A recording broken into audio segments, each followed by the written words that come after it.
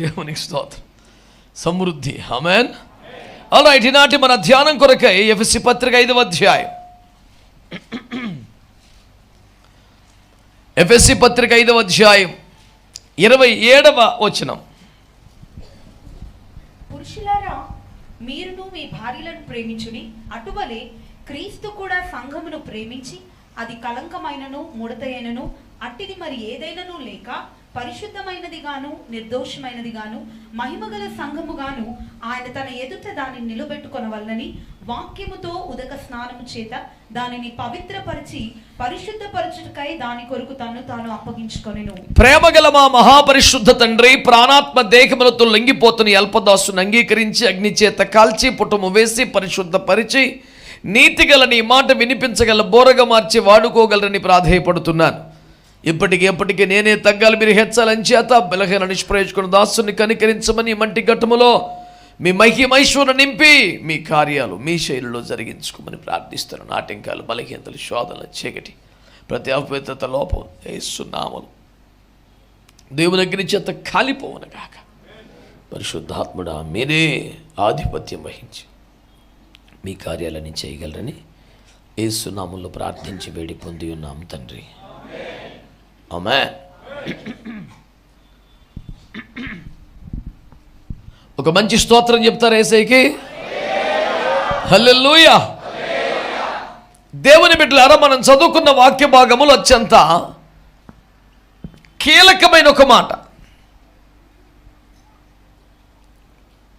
ఏమిటంటే మహిమ కలిగిన సంఘము అనండి. కొంచెం మంచిగా అనొచ్చు కదా, ఏమైంది అప్పుడే? ఆల్రైట్, ఏ సంఘం అండి? చాలాసార్లు పెద్ద సంఘం అని, చిన్న సంఘం అని, పల్లెటూరు సంఘం అని, పట్నం సంఘం అని, బేద సంఘం అని, ధనిక సంఘం అని, ఇలాంటి బైబిల్కి సంబంధము లేని లౌకికమైన పదాలు సంఘము గురించి వాడబడుతూ ఉంటే మనం వింటూ ఉంటాం. బైబిల్ అలాంటి వ్యత్యాసాన్ని కానీ అలాంటి పరిచయాలను కానీ మనకు చేయలేదు. కానీ బైబిల్ ఏమంటుందంటే సంఘము మహిమ కలిగిన సంఘం అని. చెప్పండి, సంఘం ఏ సంఘం అండి? ఈ పూట ఒక మంచి విషయాన్ని మీరు గుర్తించాలని కోరుతున్నాను. సంఘము కానీ దైవజనుడు కానీ దేవునికి మహిమంతా ఆరోపించాలి, అది వాస్తవమే. కానీ దేవుడు ఏమంటున్నాడు? సంఘానికి కూడా నేను మహిమ ఇస్తున్నాను అంటున్నాడు. ఇక్కడ మనం పట్టుకోవలసినటువంటి ఆ పాయింట్ ఏమిటంటే, సంఘమునికి ఇవ్వబడిన మహిమ వేరు, సంఘం దేవునికి ఇచ్చే మహిమ వేరు.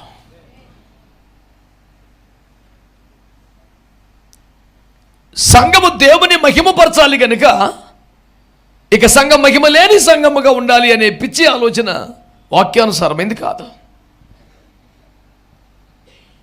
మహిమ దేవునికా సంఘానికా అనే ప్రశ్నే బుద్ధిహీనమైంది.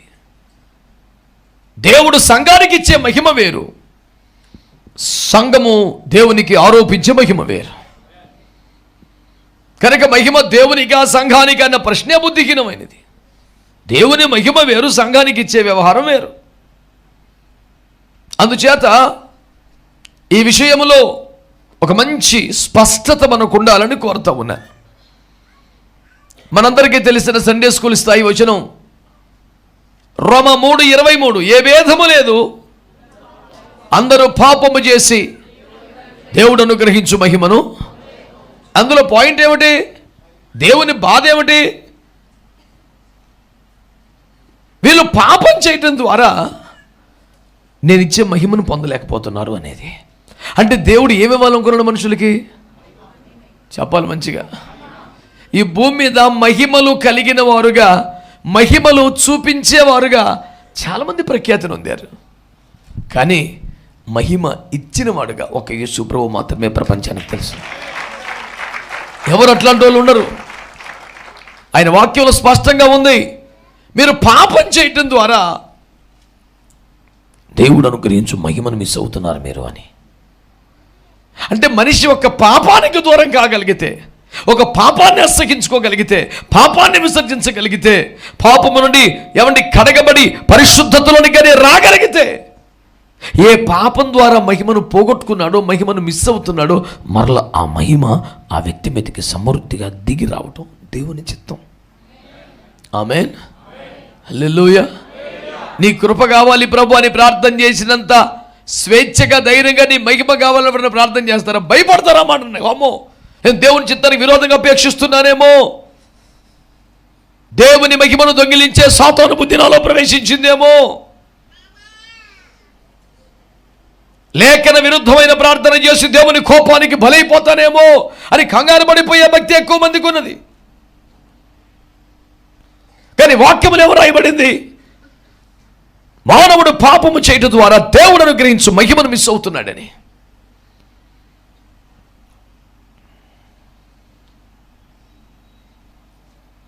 Very simple logic. పాపములో ఉంటే మహిమ మిస్ అయింది. ఆ పాపాన్ని మిస్ చేస్తే మహిమ పక్కాగా వచ్చి పడిపోతుంది నీ మీదకి. చాలామంది సంతోషాల కోసం, సరదాల కోసం, స్నేహాల కోసం అమూల్యమైన, పవిత్రమైన, శ్రేష్టమైన వాటిని వదులుకున్నారు, పోగొట్టుకుంటున్నారు. నేను అన్నాను, అంత మహిమ కోసం పనికి మళ్ళా పాపాన్ని ఎందుకు వదులుకోకూడదు? పంతానికి పోయి, పట్టుదలకు పోయి విలువలు వదులుకున్న వాళ్ళు ఎంతమంది లేరు? ప్రేమలు వదులుకున్న వారు ఎంత లేరు? బంధాలు వదులుకున్న వారు ఎంతమంది లేరు? స్వార్థపూరితమైన ఆలోచనలతో సొంత రాజ్యాలు నిర్మించుకునే పాపిష్టి బుద్ధులతో విలువైన, అమూల్యమైన బంధాలను తెచ్చేసుకునే ఎంతమంది లేరు? ఏశావు గురించి దేవుడు మాట్లాడుతూ హెబ్రీ 12:16లో ఒక్క పూట కూటి కోసం తన చేష్టతో నమ్మేసుకున్నాడు, భ్రష్టుడు, వ్యభిచారంటూ దేవుడు విరుచుకుపడ్డాడు అతని మీద. అంత మహిమను ఒక పూట కూర కోసం వదిలేసుకున్నాడంట. అంటే ఈ లోకంలో చాలామంది మహిమకరమైన వాటిని తుచ్చమైన వాటి కోసం వదులుకుంటుంటే, మహిమ కోసం తుచ్చమైన వాటిని మనం వదులుకోకూడదా? ఒకవేళ అలా కాకపోతే మనం ఆత్మ సంబంధం ఎట్లయితాం? ఆత్మ సంబంధమైన వాటిని, దైవికమైన వాటిని, పారమార్థికమైన వాటిని, పరలోక సంబంధమైన వాటిని, మహిమాయుక్తమైన వాటిని పొందటం కోసం ఈ లౌకిక పాపిష్టి విషయాలను వదులుకోకపోతే మనం అసలు ఆత్మీయులం ఎట్లయితాం? ఇక వాటికి, లోకంలో ఉన్నవాడికి మనకి తేడా ఏముంటుంది? చాలామంది అద్భుతమైన సాక్ష్యాలు, గొప్ప సాక్ష్యాలు, గొప్ప కార్యం, మిరాకిల్ అని చెప్తారు, పెద్ద అడవుడి. ఇంతకు ఏందిరా అంటే, నా బుద్ధి మారింది, బతుకు మారింది, ఆశలు మారినాయి, కోరికలు మారినాయి, హృదయం మారింది, అంతరంగ స్వభావం మారింది, అలాంటి ఆశలు నాకు కలగట్లేదు ఇప్పుడు, నేను అసలు ఇది ఇట్లాంటి సాక్ష్యం ఒక్కడు చెప్పడం. మరి ఆ దినంలో చూసినట్లయితే సైకిల్ ఉండేదండి, ఇప్పుడు బహుమ కారు ఇచ్చాడండి, గుడిసెలో ఉన్నవాడిని బిల్డింగ్ ఇచ్చాడని. నేను అన్నాను, ఏసై చేసిన అద్భుతం ఇదేనా? మరట్లయితే ఏసుకు వెలుపుటున్న వారికి ఇంకెక్కువ ఉన్నాయి కదా. అసలు ఆశీర్వాదం అంటే ఏంటో తెలియకుండానే బైబిల్ చివరికి వచ్చేసావు నువ్వు. ఒక రాత్రి అంతా పడి ఎడుతున్నాడు ఎవరో? యాకోబు. ఏమని చెప్పరే? నన్ను ఆశీర్వదించమని. ఇప్పుడు చెప్పండి ఎందుకు? కుటుంబ ఆశీర్వాదం లేదా యాకోబు గారికి? మాట్లాడతలేదు మీరు. బహు సమృద్ధిగా ఉందండి. 12 మంది యేసు రక్తం ఏం చేయం. ఆ ఫ్యామిలీ బయలుదేరితే 32వ అధ్యాయం ప్రారంభంలో ఉంది, ఒక సైన్యం బయలుదేరినట్లుందట. ఒక బెటాలియన్ బయలుదేరినట్టే ఫ్యామిలీ బయలుదేరితే. ఓరు ఏందిరా సైన్యం బయలుదేరిన? సైన్యం కాదురా, యాకోబు గారి ఫ్యామిలీ అంటున్నారు జనం. 2 భార్యలు, వాళ్ళు అద్భుతంగా సమకూర్చిన దాసీలు, ఈ మొత్తం బ్యాచ్కి తగలబడ్డ 12 మంది యేసు రక్తం ఏం చెయ్యం. ఓరి నాయన, అంతులేని కుటుంబం. ఇప్పుడు నాకు ఆశీర్వాదం కావాలని తెల్లవారులు ఏడుస్తాడు. నీకు ఏం కావాలండి? ఇవన్నీ ఉన్నాయిలే ప్రభా, నాకు ఆశీర్వాదం కావాలంటాడు. పోనీ పైసలు లేవా? జనం ఉన్నారు కానంటే ఏసావుని ఇబ్బంది పెడతాడేమో, తిప్పలు పెడతాడేమో అని కూలి చేద్దామని, ఐస్ చేద్దామని, చల్లవరుద్దామని ఏం చేశారు? ఏమండి? ఒక కానుక అనండి. మీరు ఎంత ఇస్తారు ఒక కానుకంటే? స్తోత్రం. 10. ఆ పాట ఎంత ఫేమస్ అయింది. ఆ పిల్లడు భలే పడండి, భలే సరదా అనిపించింది నాకు. ఏ కూటం పెట్టినా 10 అంట. యాకోబు గారు ఒక చదువు పెట్టి తల్లి ఒకసారి 32వ అధ్యాయం ఆదికాండం 14వ వచనం. ఒక కానుక అంటే ఎంత? మీ లెక్క ఎంతో మరి? యాకోబు గారి లెక్క చూడు. అతడు అక్కడ ఆ రాత్రి గడిపి తాను సంపాదించిన దానిలో తన అన్నయ్యైన ఏశావు కొరకు ఒక కానుకను. ఎన్ని కానుకలమ్మా మాట్లాడాలి భక్తులు? ఒక కానుక ఎంత ఉంది తల్లి? అనగా 200 మేకలను, 20 మేకపోతులను, 200 గొర్రెలను, 20 పొట్టేళ్లను, 30 పాడి ఒంటెలను, వాటి పిల్లలను, 40 ఆవులను, 10 ఆవుబోతులను, 20 ఆడుగాడిదలను, 10 గాడిద పిల్లలను తీసుకొని వేరువేరుగా. ఇది ఒక కానుక అనండి. ఎవరైనా క్యాలిక్యులేటర్ పట్టుకొని మీరు ఒక్కో దానికి రేట్ వేసుకుంటూ పోతే ఈ గోడకు వచ్చి గుద్దేసుకుంటే మీరు లెక్క పెట్టలేరు, క్యాలిక్యులేటర్ పగిలిపోద్ది. యేసు రక్తం ఏం చేయం. ఏందిరా అమౌంట్ అది? 200 మేకలు అంటారు, 20 మేకపోతులంట, గొర్రెలంట, గొర్రెపోతులంట, పాడి ఆవులంట, ఒంటెలంట, గాడిదలంట, గాడిద పిల్లలంట. వామ్మో, ఇదంతా కలిపితే యాకోబు యొక్క యావదాస్తి కాదు. వాళ్ళ అన్నగారికి ఒక బిస్కెట్ వేసాడంతే. ఒక కానుక అనండి. మీరు చెయ్యొద్దు, పైకి చెప్పొద్దు, కానీ లోపల ఫీల్ ఉండి ఒక మాట అంట. యాకోబు ఏశావుకి ఇచ్చిన దానికంటే మనం ఏసులోకి బెటర్గా ఇవ్వాలవద్దా? పురుషోత్తములు చాలా తెలివైన మౌనం పాటిస్తున్నారు. ఇదంతా వ్యూహాత్మకమైన మౌనం. తెలివితేటలన్నీ కూడా ఏసు రక్తం ఇచ్చేయి. ఉద్యోగంలో వాడండి, వ్యాపారంలో వాడండి, భక్తులు వాడబాకండి. స్తోత్రం చెప్పండి గట్టిగా. ఇప్పుడు ఆర్థికాభివృద్ధి ఆశీర్వాదం అంటే అంత అమాయకం అండి. ఇన్ని ఉన్నాయి కదా, ఇటు డబ్బులు ఉన్నాయి, ఇటు ఆరోగ్యం ఉంది, ఇటు ఫ్యామిలీ ఉన్నారు, పిల్లలు ఉన్నారు, దాసీలు ఉన్నారు, పాడి పంటలు ఉన్నాయి, నీకేం కావాలంటే ఇవన్నీ ఉన్నాయి కానీ నాకు ఆశీర్వాదం లేదని ఎడుతున్నాడు తెల్లవారులు. ఇప్పుడు పెద్ద పెద్ద అయ్యగారులు ఏం చెప్తున్నారు? అదే ఆశీర్వాదం అంటుండే. దేవుడు మమ్మల్ని ఎంతగానో ఆశీర్వదించున్నాడు. మన దినములో చూసినట్లయితే అప్పుడు ఒక ఫోటో, నేడు చూసినట్లయితే ఇప్పుడు ఒక ఫోటో. హల్లెలూయా, దేవుడు ఎంతగానో ఆశీర్వదించినాడంటే అలిసిపోయిదా కొడతాడు సపోర్ట్లో కూడా. ఊరి ఇది ఏందిరా?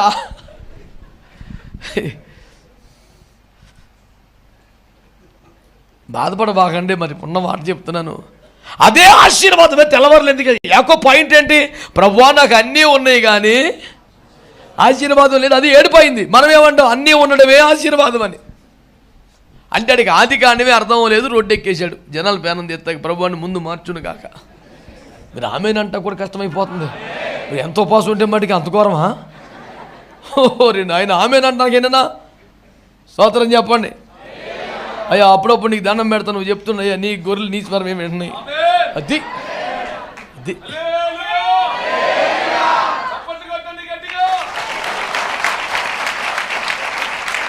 తండ్రి గారి స్వరం కొట్టేసినట్టున్నాడు. దేవునికి స్తోత్రం. హల్లెలూయా. అయ్యగారిని మర్చిపోకుండా చేస్తే అంతకన్నా ఏం కావాలి మాకు? దేవునికి స్తోత్రం చేయి. స్తోత్రం చెప్పండి గట్టిగా. హల్లెలూయా. దేవుని బిడ్డలారా, విశాఖపట్నంలో నాకు తమ్ముడు జ్ఞాపకం చేసినట్టు ఆలయ ప్రతిష్ఠ చేయాల్సిన సందర్భంలో నేను ఎవరి చేత ఆలయ ప్రతిష్ఠ చేయించుకోవాలి? నా మనసులో ఉన్నది ఒక్క డేవిడ్ రాజయ్య గారే కదా. ఆయనకేమో ఆరోగ్యం బాగలేదు. నేనే బాధపడిపోయి చాలా రోజులు ఇక తట్టుకోలేక తమ్ముడు జబరాజు ఫోన్ చేసి, నాన్న నా ఆశిట్టు ఉంది కానీ సాధ్యం కాదు కదని ఫోన్లోనే బాగా ఏడ్చేశా. తమ్ముడు అన్నాడు, అన్న నువ్వు ఏడవద్దు, ఎట్టైన డాడీని తీసుకొస్తానన్నాడు. అప్పటికి కూడా ఇంకా నన్ను ఓదార్చడానికి తమ్ముడు అన్నాడు తప్ప, అయ్యగారికి కాలు బాగోలేదు కదా, ఆరోగ్యం ఎట్టవుతాడు, నేను ఏదో మూర్ఖంగా ఆశపట్టం తప్ప సాధ్యం కాదు అనే ఉంది. కానీ బాధ తట్టుకోలేక చెప్పి ఏడు చేశాను. అన్న నువ్వేం బాధపడుతుంది, ఎట్లంటే డాడీని తీసుకొస్తాను అన్నాడు. కానీ బాబు నన్ను ఓదార్చడానికి అన్నాడు కానీ కష్టమే అనుకున్నాను. ఏ సురక్తం ఇచ్చి తీసుకొచ్చేసాడు అంతే. దేవుని స్తోత్రం. హల్లెలూయా. అయ్యా వచ్చి ఆ రిబ్బన్ కట్ చేసి ఆ ఆనందం, ఆ మధుర క్షణం, ఎన్ని కష్టాలు, ఎన్ని బాధలు, ఎన్ని నిందలు, ఎన్ని అవమానాలు, ఎన్ని దుర్మార్గం ఎన్ని జరిగినాయి, ఇక ఆనందం మాత్రం పోతుంది, ఉండిపోద్ది అంతే. ఆ విషయంలో మీ పట్ల కృతజ్ఞత అలా ఉండిపోయింది. ఇక ఆ మాట మీకు చాలాసార్లు చెప్పాను కూడా ఫోన్లో. ఇక అది పోదనా నా కడుపులో నుంచి తృప్తి అయిపోయింది అంతే. దెబ్బకి సాల్రాయి జీవితానికి తృప్తి అయిపోయింది ప్రాణం. ఎందుకంటే ఇంత సేవ చేసి ఇన్ని వేల కొలది బాప్తిస్మాలు ఇచ్చిన దేశాలు తిరిగి, ఏమండి దేవుడే నాకు ఒక మంచి మందిరం ఇస్తే ఎవరు పడితే వాళ్ళతో ఎట్ట ప్రతిష్ఠింపజేసేది? నేను దాన్ని అట్టు పెట్టి కోట్లు పెట్టుకొని ఓ మూల కూర్చొని ఎడుతున్నా, సంతోషం లేదు. కొన్నాను కానీ ఎవరు ఇప్పుడు దీన్ని ప్రతిష్ఠించాలి? నా వల్ల కాదరా నాయనా అని గోల పెట్టేశాను. సదాకాలం మనకు సరిపడా ఆనందం ఇచ్చినట్టు ఇచ్చేశారు అబ్బాయి మీరు. Thank you so much again. It's all time favour. మళ్ళీ నేను చచ్చిపోయేలోపు ఇంకేం మేలు చేయక్కర్లా, నాకు అది సరిపోద్ది. నాకు తృప్తి అయిపోయింది కడుపులో. Zero expectation. ఏసు రక్తం ఏం చేయ. హల్లెలూయా. దేవుని బిడ్డలారా, ఎందుకు చెప్తున్నానంటే మహిమ అన్నది దేవుని బిడ్డలారా మనకు సంబంధం లేని, మనం ద్వేషించాల్సిన ఒక భయంకర పదార్థం కాదు. మీకు అర్థమైందా? ఆశీర్వాదం అంటే ఏంటనుకుంటున్నారు? ఇవన్నీ పోగేసుకోవడం ఆశీర్వాదమా? ఆ మాటకు వస్తే ఇదంతా కష్టపెట్టి ఇంత చెప్పాను కదా, లిస్టు చదివారుగా, ఒక కవనకి ఎంత లిస్టు అంత బట్టికెళ్ళి ఆడికిస్తే, my goodness what is this huge amount హల్లెలూయా అన్నాడా? ఎందుకురా నాకు బోల్డన్ ఉందన్నాడు. ఈడు ఎంత కష్టపడి పట్టుకెళ్తే నాకెందుకురా నాకు బోల్డన్ ఉంది అన్నాడు. అది ఈడికన్నా ఆడే సౌండు. మరి ఇప్పుడు ఆడు ఆశీర్వదించబడ్డాడు. 400 మంది కిరాయి హంతకులు 20 ఏళ్ళ మంది పోషిస్తున్నాడంటే, పోషించినా ఇంకా బోల్డ్ ఉందంటే ఆడు ఎంత సౌండ్ ఓడాడు. ఇక కాదు అసలు ఆశీర్వాదం. ఆశీర్వాదం ఏంటి తెలుసా? బుద్ధి మారింది చూడు, బతుకు మారింది చూడు, హృదయం విరిగింది చూడు, బతుకు మారగానే ఇక నువ్వు ఇశ్రాయేలు అన్నాడు. అది ఆశీర్వాదం అంటే.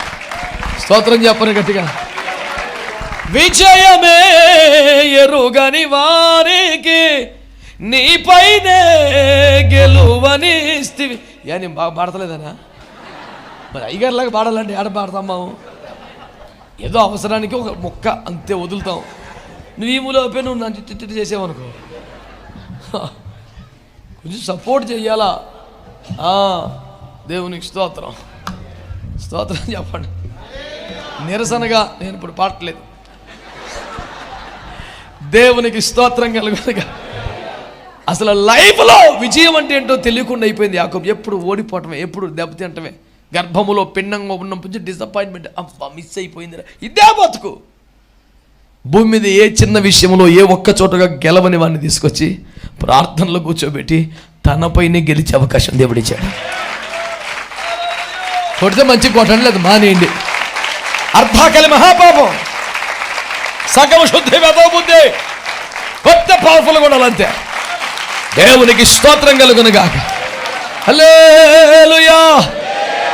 జీవితంలో ఎన్నడూ ఎవరి మీద గెలవనోడు ఏకంగా దేవుడి మీద గెలిచాడు. దాని పేరు ఆశీర్వాదం. మరణం నుండి తప్పించబడితే ఆశీర్వాదం. దేవుని పరిశుద్ధాత్మాభిషేకం దిగొస్తే ఆశీర్వాదం. అన్నగారిని దగ్గర చేశాడు, నాన్నగారు కొబ్బ పుంచాడు, అడ్డదారిలో మొత్తం ఆశీర్వాదాలు కొట్టేశాడని చిన్నోడి మీద ఏడుతారుగా. ఇంతకాడు పొందిన ఆశీర్వాదం ఏంటి? సింపుల్. నాన్నగారు ఎట్టని ఆకాశపు మంచు వర్షం నీ మీదకి వచ్చినగా, అదే ఆశీర్వాదం అంటే. మీకు అర్థమైందా? అమ్మమ్మమ్మ చిన్నోడు కొట్టేశాడు. ఏం కొట్టాడు అంటే ఒక వ్యక్తి జీవితానికి ఆశీర్వాదం ఆకాశపు మంచు అనబడిన పరిశుద్ధాత్మే ఆశీర్వాదం. రక్షణే ఆశీర్వాదం. డబ్బులు కార్లు చూపించే ఆశీర్వాదం అంటారు ఏంటంటే? దానికి ఏం వాల్ పోస్టులు పెద్ద ఫోటోనా, పెద్ద పేరా, దానికి సాక్ష్యం పుస్తకమా, దానికి రిబ్బన్ కట్టింగ్ మళ్ళీ ఒకట అద్భుతమైన సాక్ష్యము పుస్తకం ఆవిష్కరణ. ఓరే నాయన, దానికే రిబ్బన్ కానీ కత్తిరకోడు కట్టాడు రిబ్బను. ఇది కత్తిరి చోడికి ఏది కత్తిరతాలో తెలియట్లా. దేవునికి స్తోత్రం. ఆవిడ గజగా దొరుకుతా పడుకోద్ది, అయ్యా ఇది కాదు ఇదిగో అన్నాడు. స్తోత్రం. తీరాకు వస్తే దాని మీద పెద్ద కారు ఫోటో ఉంది. ఏంటంటే అదే మరి ఆశీర్వాదం. ఏ కారు వేసుకెళ్ళి ఎగిరిపోతామరా మనం అక్కడికే. అగ్ని రథాల్లో గుర్రాల్లో వెళ్ళవలసిన వాళ్ళం మనం. దేవునికి మహిమ కలుగునుగాక. ఆమేన్. హల్లెలూయా. చెప్పండి, సంఘం ఏ సంఘం అండి? మహిమ గల సంఘం అండి. ఒకటే గుర్తుపెట్టుకో, మనము దేవునికి ఆరోపించవలసిన మహిమ వేరు, దేవుడు సంఘం మీదకి పంపే మహిమ. మహిమ లేని సంఘంగా ఉండకూడదు, మహిమ కలిగిన సంఘంగా ఉండాలి. దేవునికి స్తోత్రం చెప్పండి గట్టిగా. హల్లెలూయా. దేవుని బిడ్డలారా, దేవుని మహిమ సంఘం మీదకి ఎప్పుడు దిగి వస్తుంది అనండి? మరి ఎవరు బాధపడి అంటేనే చెప్తా. మీరు అయ్యగారు ముందు యథార్థంగా మాట్లాడండి, మళ్ళీ బాధపడితే కుదరదు. ఇట్లాంటివన్నీ ఓపెనింగ్ బ్యాట్స్మెన్కి ఎందుకు తెచ్చావని మరి మంచి వాళ్ళు బేరం తీయబాకండి. దేవునికి స్తోత్రం, హల్లెలూయా. సంఘం మీదకి దేవుని మహిమ, అది నా పాయింట్. అంటే సంఘము మహిమ గల సంఘము అంటే మహిమ దేవుడు పంపించిన మహిమ, అంతే కదా. మనం లాగేసుకున్న దొంగిలించిన మహిమ, రైట్. ఇప్పుడు చెప్పండి, అలా దేవుడు ఎప్పుడు సంఘం మీదకి మహిమను పంపుతాడు అని ఒక్క పాయింట్ మీ దృష్టికి తెచ్చే ప్రయత్నం చేస్తాను. నిర్గమకాండము 29వ అధ్యాయము, నిర్గమ 29, కాస్త ఓపికగా 41 నుండి చదివిపెట్టు తల్లి. అది యెహోవాకు ఇంపైన సువాసన గల హోమం అగునట్లు ఉదయకాలమందలి అర్పణమును దాని పానీయార్పణమును అర్పించినట్టు దీనిని అర్పించవలెను. ఇది యెహోవా సన్నిధిని సాక్ష్యపు గుడారం యొక్క ద్వారమునొద్ద నీ తరతరములకు నిత్యముగా అర్పించు దహన బలి. నీతో మాట్లాడుటకు నేను అక్కడికి వచ్చి మిమ్మును కలుసుకొందును, అక్కడికి వచ్చి ఇశ్రాయేళ్లను కలుసుకొందును. అది నా మహిమ వలన పరిశుద్ధపరచబడును. ఆగండి, స్తోత్రం చెప్పండి. హల్లెలూయా. అది నా మహిమ వలన పరిశుద్ధపరచబడును అనండి. ఆమేన్. నీవు గాని నీ జనము గాని నీవు అర్పించు అర్పణ గాని దేని చేత పరిశుద్ధపరచబడుతుంది అని అంటే ఆయన మహిమ వలన. ఇప్పుడు చాలామందికి మహిమ అంటే అది ఏదో ఒక ట్రాన్స్లోకి వెళ్ళిపోయినట్టు ఉంటుందేమో, మనం ఎందులో తేలిపోతామేమో, అసలు మనకి ఇంకేం అర్థం లేదు. మహిమ అంటే మన పరిశుద్ధతను సంపూర్తి చేసే ఒక దైవీకమైన ఏర్పాటు. మనము కన్నీటితో ప్రార్థన చేసి పశ్చాత్తాపడినప్పుడు మనలో పరిశుద్ధత స్టార్ట్ అవుతుంది. యేసు రక్తం దాన్ని ఒక రేంజ్కి తీసుకెళ్తుంది. నీటి బాప్తిసం ఇంకో మలుపు తిప్పుద్ది. దేవుని పరిశుద్ధాత్మ అగ్ని ఇంకొక రేంజ్ తీసుకెళ్తుంది. వాక్యపు ఉదక స్నానం ఇంకో లెవెల్ తీసుకెళ్తుంది. ఇలా ఒక్కొక్క మెట్టు శ్రమలు ఇంకో మెట్టు తీసుకెళ్తాయి. ఈ మహిమ ఒక్కొక్క మెట్టుకి ఆయన మహిమ వలన అది పరిపూర్ణత చేరుతాయి. అందుకే 2 కొరింథీ పత్రిక 7వ వచనంలో మీ పరిశుద్ధతను సంపూర్తి చేసుకోండి అంటాడు. పరిశుద్ధత అన్నది టోకును ఒక్కసారి వచ్చి పడిపోయే పదార్థం కాదు. దాన్ని జాగ్రత్తగా ఒక్కొక్క మెట్టు, దాదాపు మీకు ఒక 7 అనుభవాలు చెప్పుంటాను నేను. మర్చిపోవటం మనకున్న అద్భుతమైన కృపావరంలో ఒకటి అయి ఉండదు. టపటప మళ్ళీ చెప్తాను, మనసులో పెట్టుకో. టెన్షన్ పడు బాగా, యూట్యూబ్లో ఉంటుంది కదా, తర్వాత మళ్ళీ చూసుకోండి. దేవునికి స్తోత్రం. 1 పశ్చాత్తాపపు కన్నీటి ప్రార్థన వలన మనం కడగబడతాం, పరిశుద్ధత స్టార్ట్ అయ్యింది.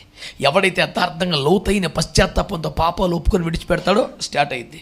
2వది యేసు రక్తం. దీనికి రెఫరెన్స్లు ఉన్నాయిగా. లోకసభ 7:46 చెప్పాను. ఇప్పుడు చెప్పేది 1 యోహాను పత్రిక 1:7. యేసు రక్తం ఎప్పుడు వస్తుంది? యేసు రక్తం అంటే రాదు.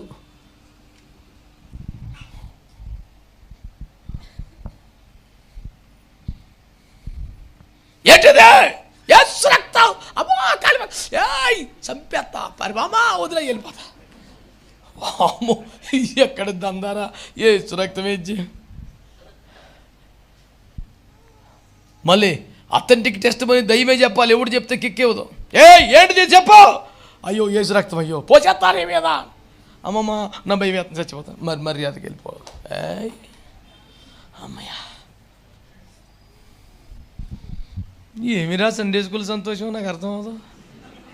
ప్రభు అందరినీ కాపాడు కాక. మాట్లాడండి, స్తోత్రం చెప్పు గట్టిగా. అట్లాగా సీసా కొనుక్కుంటే 100 రూపాయలు, 100 రూపాయలకి యేసు రక్తం దొరికే లేకుండా భూమి మీద కరువు ఏముందో, రోగం ఏమంటుంది. దేవునికి స్తోత్రం. యేసు రక్తం ఎప్పుడు వస్తుందంట? ఆయన వెలుగులో నడిచిన ప్రకారం మీరు వెలుగులో నడుచుకుని ఎడల ఆయనతో అన్యోన్య సహవాసము గలవారమయ్యుందుము, అప్పుడు యేసు రక్తం మిమ్మల్ని కడుగుద్ది. యేసైతో క్లోజ్గా ఇంటిమేట్ రిలేషన్ మెయింటైన్ చేయకుండా ఆదివారం వచ్చి హాయ్ జీసస్ మళ్ళీ బాయ్ జీసస్, అది ఎవడికి యేసు రక్తం రాదు. ఎన్ని సీసాలు కొనుక్కున్నా మరి ఖచ్చితంగా ఫాలో అయ్యే రకమైతే ఇప్పటికి ఆమె అనాలా. నేను అడిగితే అంటమేముంది. భలే దొరికారు. స్తోత్రం. ఆమె చెప్పమని కానీ చెప్పారని సంతోషపడాలి, చెప్పమంటే కానీ చెప్తలేదు బాధపడాలి, అర్థం అవుతలేదు మీ గురించి. హల్లెలూయా. దేవునికి స్తోత్రం చెప్పండి హుషారుగా. ఇక మీరుగా ఉపవాసం అందరూ తెలిసేయాలని అలా ఉంటారు. ఎందుకు లేని ఉత్సాహం తెచ్చుకొని హ్యాపీగా కనపడాలి ఉపవాసం ఉన్నప్పుడు. ఎలా ఏంటి నేను ఫాస్టింగ్ రా ఊరిని పబ్లిసిటీ మండిపోను. భీమవరం దగ్గర ఒక ఊరు వచ్చింది, ఏదో కోడేరు పాలకోడ ఏదో కోడేరు గుర్తులేదు. ఆ ఊర్లో 10x20 పోస్టర్ వేసాడు ఒకటి, ఏముంటుంది ఫ్లెక్సీ అది. రాజశేఖర రెడ్డి ఫోటో ఉండదు, మఠం వేసుకొని కూర్చొని అట్లాంటి ఫోటో వేసుకున్నాడు, ఇంత పెద్ద గడ్డం వేసి. ఏందిరా చూస్తే తెలిసిన మొహమే, ఇదేందబ్బా అని చూస్తే అయ్యగారు 40 రోజులు ఉపవాస దీక్షలో ఉన్నారు, ప్రత్యేక ప్రార్థనల వల్ల ఈ వారం రావాల్సిన అంది. నేను కొట్టే ఫోను కారులో పోతా చూసి, అయ్యగారు 40 రోజులు ఉపవాస దీక్షలో ఉన్నారంట. అంటే అవునండి, ప్రత్యేక ప్రార్థన కావాలంటారుగా. అవునండి, ఏంటి అంశం ఏంటి చెప్పండి అంటే, అయ్యగారికి ఆ పిచ్చి పోవాలని చేయండి ప్రార్థన. ఎవరు వేరో అన్నాడు సీరియస్గా. నేను చెప్పని చేస్తున్నాను, అన్నా అన్నా అన్నా బేటా పాపిష్టి పనులు చేయబాగు. నేను సాయంత్రం భీమవరం ముగించుకొని వచ్చి పోవటం లేదు. దేవుని స్తోత్రం, దేవుడు ఎంత గొప్పగా ఎన్ని ప్రసంగాలు చేసినా పోకపోను, ఒక్క ఫోన్ కలితో పోయింది. స్తోత్రం. అట్లాంటి చిన్న చిన్న పరిచయలు చేస్తుంటాను నేను. దేవునికి స్తోత్రం చెప్పండి. వాడు ఉపవాసం ఉన్నప్పుడు నువ్వు అసలు సాటింపోయింది రా. అంత పెద్ద పోస్ట్ వేసి 40 రోజులు దీక్షలో ఉన్నాను, గడ్డం పెంచుకుని ఫోటో వేసి కూర్చుంటావా? అలా ఏమంటే ఫాస్టింగ్ పేరు కదన్నా. ఎందుకంటే మంచి హుషారుగా స్తోత్రం చెప్పాలి. ఆమేన్. దేవుని మహిమ దిగి వస్తే పరిశుద్ధత సంపూర్ణమవుతాయి. యేసు రక్తం ఒకటే పశ్చాత్తాప ప్రార్థన, రెండవది యేసు రక్తం, మూడవది నీటి బాప్తిసం 22:16 అపోస్తుల కార్యం, నాలుగవది వాక్య స్నానం ఎఫెసీ 5:25, ఐదవది యెషయా 6:6 దేవుని అగ్ని చేత కాల్చబడాలి, ఆరవది ఆదికాండం 35:3-4 వెండి బంగారు నగలు వెలుపడాలి తీసేయాలి యేసు రక్తం వేసి, ఏడవది మహిమ, అది పరిశుద్ధత సంపూర్తి చేసుకోవటం. అర్థమైన వాళ్ళు స్తోత్రం చెప్పండి. చెప్పండి గట్టిగా హల్లెలూయా. ఇప్పుడు చెప్పండి, దేవుని బిడ్డలారా అంటాడు, అప్పుడు అక్కడ నా మహిమ వలన నేను పరిశుద్ధపరుస్తాను అన్నాడు. ఆమేన్. పరిశుద్ధతను సంపూర్తి చేసుకునే క్రమంలో దేవుని మహిమ నా మీద కూడా రావాలి, దేవుని మహిమ నన్ను సంపూర్ణంగా పరిశుద్ధపరచాలి అనే కోరిక నీకుంటే నువ్వేం చేయాలట? ఇంపైన సువాసన గల హోమం అర్పించాలట. అనండి. ఎప్పుడైతే ఇంపైన సువాసన గల హోమం అర్పిస్తామో దేవుడు దాన్ని ఆగ్రహించి ఓకే అనిపించింది అనుకోండి, తన మహిమతో వచ్చి పరిశుద్ధపరుస్తాడు. గట్టిగా ఆమేన్ అంటారా? ఆమేన్ అంటారా? కాబట్టి ఇప్పుడు పరిశుద్ధత సంపూర్ణం అవ్వాలంటే ఏం జరగాలి? మహిమ రావాలి. మహిమ రావాలంటే ఏం చేయాలి? ఇంపైన సువాసన గల హోమము.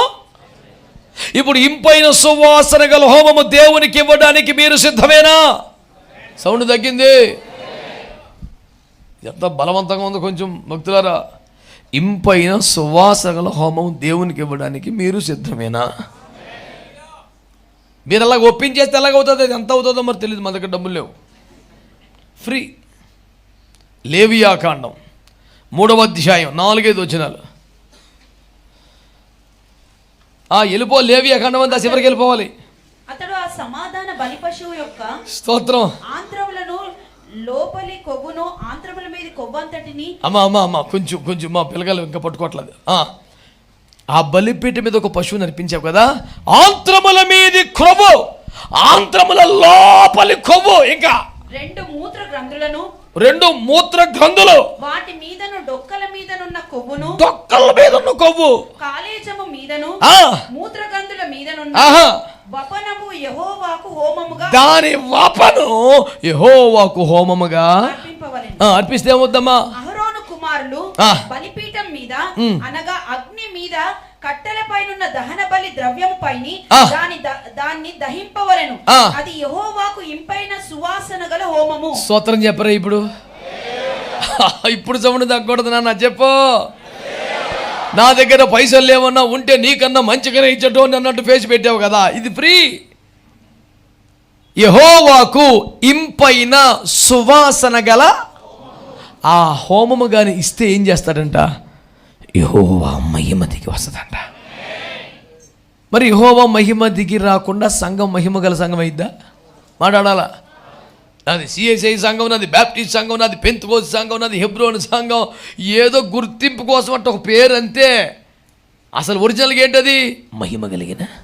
ఎవరన్నా ఫోన్ చేశారు, హలో ఎవరు మాట్లాడుతున్నారంటే నేను మనిషిని మాట్లాడుతున్నాను అంటే ఎట్టకారంగా ఉంటుంది. మనిషి పేరు ఒకటి తగలబడిందిగా కదా. అలాగే ఏం సంఘం అంటే ఏదో పేరు ఉండాలిగా. అందుకని మనిషి గుర్తుపట్టడానికి ఏ పేరుతో ఎవరు బోర మోగితే పరలోకానికి ఉంటుందా? మాట్లాడరేంటి? అసలు మీకు ₹1,00,00,000 సత్యం చెప్పనా? సర్వభ్రష్ట సంఘమైన లవోదికేయ సంఘం నుంచి కూడా ఎత్తబడి ఒకడు దొరుకుతాడు. అగ్గిలాంటి సంఘం, స్వర్ణ సంఘం నుంచి కూడా పోయేవాడు ఒకడు ఉంటాడు. కనుక మనం ఎవడికి మార్కులు ఎత్తకేం లేదు ఇక్కడ. మంచి వాళ్ళందరూ ఆమెం చెప్పండి, చెప్పాలి గట్టిగా. ఈడు వేస్ట్ అని, అబ్బాయి ఇది వేస్ట్ అని. సంఘం ఉపదేశం లేదు, ఆత్మ లేదండి, ఈడికి ప్రేమ లేదు. ఉపదేశం లేకపోవటం ఒక లోపం, ప్రేమ లేకపోవటం పాపం. వాడు ఒక లోపంతో కూడా పరలోకం వెళ్తాడు, ఇటు పాపం కూడా పరలోకం వెళ్తాడు. ఉపదేశ సారమే ప్రేమ అంటే ఉపదేశం పేరు మీద అందరినీ ద్వేషించడం ఏమిట్రా? తెలివి పని చేస్తుందా నీకు? ఉపదేశ సారమే ప్రేమ, ఉపదేశం పేరు మీద ఆడికి ఉపదేశం చిన్న నామకరణ సంఘం. అబ్బే ప్రేమ లేనివాడు నరహంతకుడు.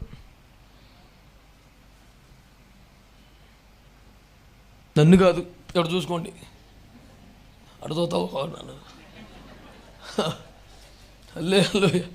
తాయిదికి చంకు బొంకు లేని క్యాండిడేట్ ఏసు రక్తం వేసి అట్టేమన్నదేగా. ఎవరు ఎట చూసినా ఏసు రక్తం వేసి చేయం. నేను ఒక పార్వతీపురం అవతల ఒక మండ, ఊరి పేరు నీ మొహం మండ అని తిడతారు కదా మీరు, ఆ ఊరి పేరే మండ. మళ్ళీ అందులో 2, ఎగువ మండ దిగువ మండ. నేను ఎగువ మండకే వెళ్ళా. అక్కడ ఒక తాటాకు పాకల మందిరం ఉంది. అందులో ఒక భక్తుడు తెల్లటి జుట్టు అట్టలు కట్టుకొని పేరుకుపోయి మధ్యలో కూర్చొని ఉన్నాడు. వాడు సీరియస్గా నా వైపు చూస్తున్నాడు. నాకు ఇంట్రెస్ట్ ఎవడంటే చూస్తే నేను కూడా చూసా. నా అమ్మో ఎందుకు అట్లా నాకు అలవాటు, ఎవడ చూస్తే నేను కూడా ఏంది ఈ మా సూపులు కలవటం కన్వీనర్ చూశాడు. చూసి అన్నా అని చూడకు, అన్న చూడక అంటున్నాడు. ఏనా నువ్వు చూడకముందు తల తిప్పో. ఎందుకు తిప్పాలి నేను అంటే మంచోడు కాదు అంటే ఐ స్పెషలిస్టు అంటే కళ్ళతోనే చేతబడి పెట్టేస్తాడు అంటాడు. వాడి కళ్ళలో కళ్ళు పెట్టి సీరియస్గా కానీ చూస్తే చేతబడి ఎఫెక్ట్ అవుతుందంటే మెల్లిగా తలనొప్పి వస్తుందట, కొంచెం వాంతులు అయితే ఉంటాయి, జ్వరం వస్తుందట. ఇక అంతేనట మనిషి. ఇంత సులువైతే ఈ రాజకీయ ప్రపంచంలో ఎవడు పరిచయాలు మిగులుతారా? నామినేషన్ ఎత్తకుండా ఎవడున్నాడు ఇటు చూసి చంపితే ఆడు నాకు పెట్టాడు టార్గెట్. అటు చూస్తే నాకు కూడా మంచి ఇంట్రెస్ట్ కదా, నేను చూసా. ఈడేమో రచ్చ నన్ను చూడకన్నా చంపేస్తాను, చూడకన్నా బాబు నువ్వు అసలే మా దగ్గరికి వచ్చావు, మాకు ఇక్కడేమో అంటే ఈడు ఉద్దేశం నేను ఇంటికి వెళ్ళి చచ్చిపోయినా పర్లేదు, ఈడు ఒక దుర్మార్గ కన్వీనరు, నువ్వు ఇక్కడేమోకూడదు, నీకు నువ్వు బండెక్కి చచ్చిపో, మాకెందుకు శ్రద్ధాంజలి ఒకటి పెడతాం. అటు చూడండి ఎంత మంచివాడు. అన్న నీకేమోకూడదు అంటలా, మా దగ్గరకు వచ్చినప్పుడు ఏమోకూడదన్నా.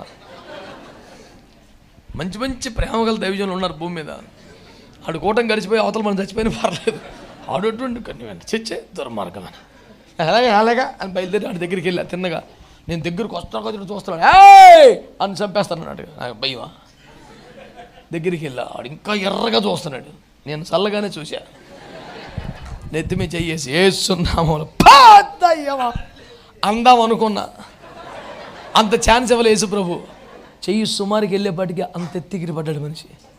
అట్లా లెగిసి పడి నురుగులు కక్కుతా భయంకరమైన శక్తులు అతని నుంచి బయటకు వచ్చినాయి. హైదరాబాద్ రైనాడ్ బాంకే గారు క్రీస్తుపూర్వం ఎప్పుడో వచ్చినప్పుడు కొన్ని శక్తులు కలిగిన వాళ్ళు, జటలు కలిగిన వాళ్ళు పడిపోయారని, ఆ జుట్టు తీయించేయమని ఒక బార్బర్ని తీసుకొస్తే అది కత్తెట్ట పెట్టి వెనక్కి పడిపోయాడని, అప్పుడు రైనాడ్ బాంకే గారు వాడికి ప్రార్థన చేసి అభిషేకిస్తే అప్పుడు వాడు మొత్తం శవరం చేశాడని సాక్ష్యాలు విన్నాను నేను. నాకు గుర్తుకొచ్చి వాడికి ప్రార్థన చేసి తీసేయని చెప్పాను. అంతే. యేసు రక్తమే హల్లెలూయా. ఆ ఊరిని, ఆ చుట్టుపక్కల ప్రాంతాలని గజగజగా ఉనికించిన మనిషి మారిపోయి యేసయ్య బిడ్డ అయిపోయాడు. దేవునికి స్తోత్రం చెప్పండి. ఆ మధ్య ఒక పాట రాశాను, అందులో అపోస్తలుల కార్యాలు మా దినాల్లో జరగాలి అంటూ అందులో రాసిన మాట, మంత్ర పుస్తకాలు కాల్చబడాలి, ఆ స్టఫ్ భూమి మీద ఉండకూడదని అందులో రాశాను ఒక మాట. దేవునికి స్తోత్రం చెప్పండి. ఎవడైనా కొంచెం అన్నాడు అనుకోండి, ఓ హల్లెలూయా ఈరోజు బలమైనటువంటి అభిషేకం. పుస్తకాలు పోవాలి అసలు. స్తోత్రం చెప్పండి. ఆమేన్. ప్రజలందరూ ధైర్యంగా సంతోషంగా హ్యాపీగా ఈవిడ పని చేసుకుని ఆనందంగా బతకాల. అందరూ మంచి ఇచ్చుకొచ్చేయాలి, అందరం అనుకున్నా అందరూ హాయిగా బతకాలి. అది మన సిద్ధాంతం. ఇప్పుడు యేసు ప్రభువు లక్షల మందిని స్వస్థపరిచారండి. అందరూ కూడా నువ్వు రేపొద్దున కోటాను రాకపోతే చంపేతానన్నాడా? అన్నాడా? నాకు ఎంత ఇస్తావు అన్నాడా? పోనీ అసలు బెతెస్తా కోనేటి దగ్గర ఉన్న స్వస్థపరిస్తే స్వస్థపరిచింది యేసు అని కూడా వాడికి తెలియదు. ఎవడో నిన్ను బాగు చేశాడండి, ఏమో ఒక ఆయన వచ్చాడండి బాగు చేశాడు, నీ పరిపెత్తికి వెళ్ళిపోమన్నాడు, నేను మంచం దించనే అంటాడు వాడు. ఇవాళ శనివారం నా మంచం ఎత్తకూడదు అంటాడు వాడు. శనివారం మంగళవారం నాకు చెప్పాకు, నన్ను స్వస్థపరిచిన వాడు నువ్వు మంచం ఎత్తమని నేను దించనంటాడు. యేసు రక్తమే. మరి మనకి ఎవరి మీద గురి? మనల్ని బాగు చేసిన మాట మీద గురి ఉంటుంది. పెద్దోళ్ళు చిన్నోళ్ళు బోళ్ళు చెప్తారు మనకి, ఎందుకండి మనల్ని బాగు చేసిన వాడు ఏం చెప్పాడు? దొరికిందా లేవికాండం? దేవునికి స్తోత్రం చెప్పరా. హల్లెలూయా హల్లెలూయా. మీకు అర్థమవుతుందా విషయం? మహిమ రావాలంటే ఇంపైన సువాసన గల హోమం అర్పించాలి. ఇంపైన సువాసన గల హోమం అంటే ఏమిటి? ఒక పశువును, గొర్రెపిల్లను దేన్నైనా బలిపీఠం మీద పెడతాం కదా, అందులో ఏం చేయాలట? ఎక్కడెక్కడో కొవ్వు ఉందో మొత్తం తీసి నిప్పుల మీద వేయాలంట.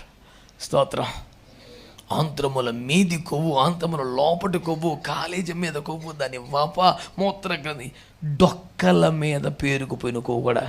ఇప్పుడు యాజకుడు పని ఏంటంటే కొవ్వు ఎక్కడెక్కడుందో ఎతికి తీసి అగ్గిలో వేసేయాలి. అయ్యగారి డ్యూటీ అది. దేవునికి స్తోత్రం కలుగునగా. చెప్పండి స్తోత్రం అని. మాట్లాడతలేదు ఇప్పుడు. కొంతమందిని గురించి ప్రభు మాట్లాడుతూ కొవ్వు చేత వారి కనుల మెరకలై ఉన్నవే అన్నాడు. గుర్తుందా లేదా బైబిల్లో? మాట్లాడరేంటి? మనం వచ్చిన మనకు తగిలేపాటికి సౌండ్ ఆడి ఉంటుంది. దొంగోడు ఎంత కడిగిన అడతాడంటే కానీ తేలు కుట్టేప్పుడు మాత్రం అరలేదంట. తీశాడు, పట్టుకున్నాడు, వెనక్కి తిరిగి లోపు కుట్టింది. అబ్బా అందామని వస్తుంది, అరిస్తే నడు విరిగిపోదా.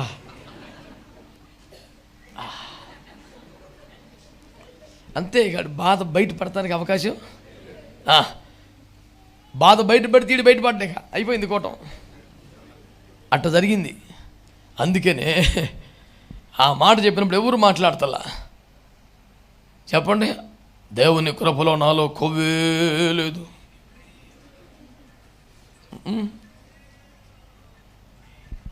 ఎవరమ్మా సంగీతం వినిపిస్తున్నాడు? మాకు ముందు ఫోను తీసేయి. స్తోత్రం చెప్పండి గట్టిగా. హల్లెలూయా. దేవునికి స్తోత్రం చెప్పండి గట్టిగా. మీకు పాయింట్ అర్థమైందా?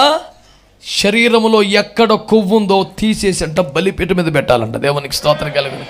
మాట్లాడితే కొబ్బరికాయ, అరటిపళ్ళు, బియ్యం తీసుకొచ్చి పెట్టి నావన్నీ అంగీకరించు మీ కాదు, కొవ్వు. స్తోత్రం చెప్పు. హల్లెలూయా. కొంతమంది మెడ వంచని వారు ఉన్నారట, కొందరు బహుగర్వపోతులంట, అది మోయాబురాలు ఓర్ర చూపులు చూస్తున్నది. ఇన్ని చెప్పాడు యేసు ప్రభు. కొంతమంది మాటల్లో కొవ్వు ఉంది, కొంతమంది చూపుల్లో కొవ్వు ఉంది, కొంతమంది హృదయ గర్వముతో నిండిపోయి ఉన్నారు.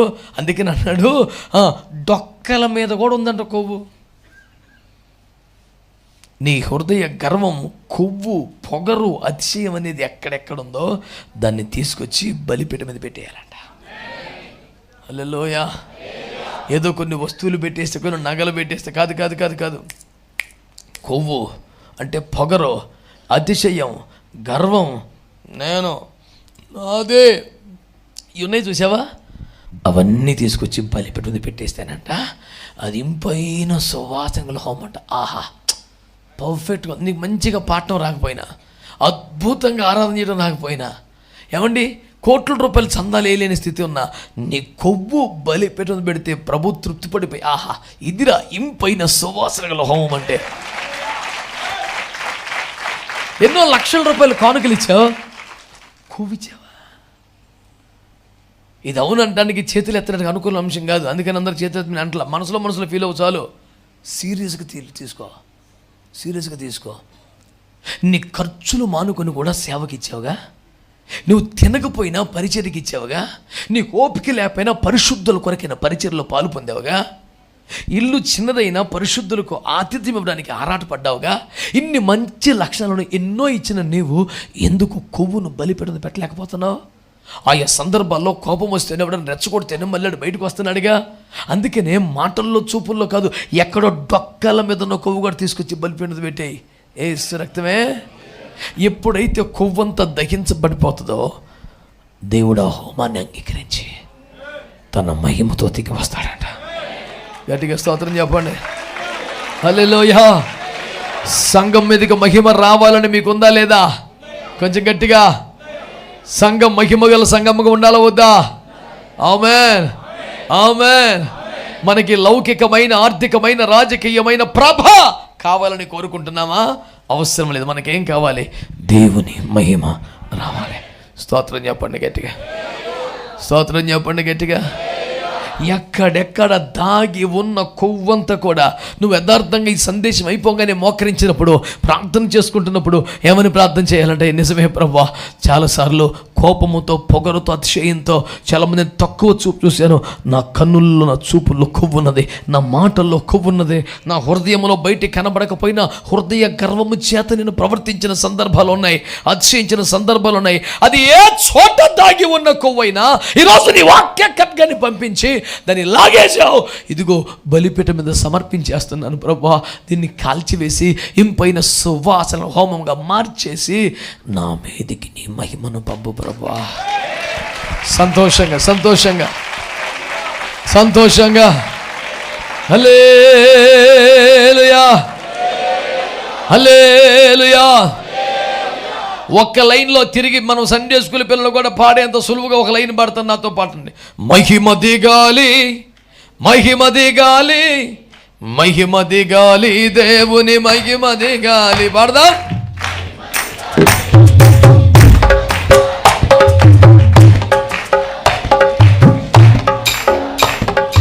అనుభవించాలి నీ మహిమను,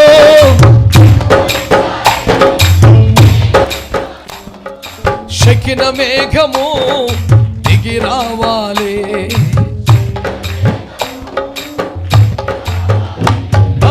మహిమ దిగాలి.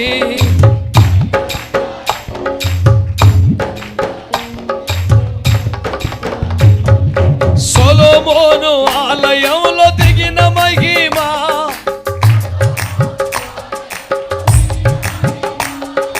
ఈ దినమందు మరల దిగాలి.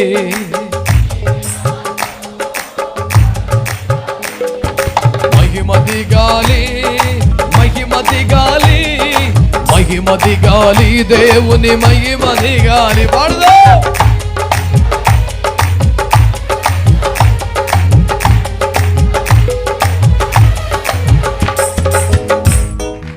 మీరంతా కలిసి పాడితే బాగుండేదిగా.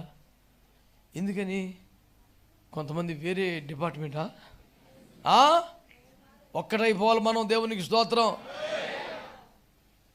కలిసి పడతారా? నువ్వు ఒకసారి ఉన్నానా? వీళ్ళు కూడా పెట్టి చూద్దాం. ఓకే. మహిమ దిగాలి,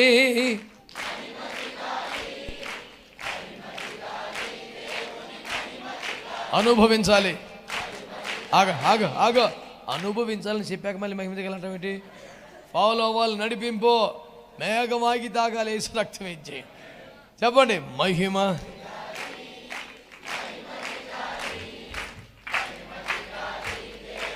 అనుభవించాలి.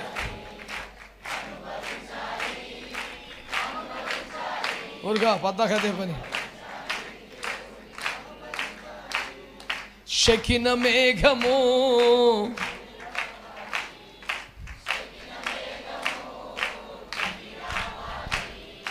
మహిమ దిగాలి,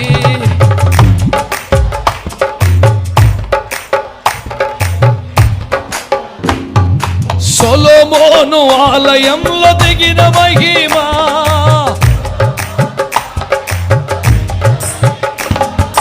ఈ దినమందే మరల దిగాలి.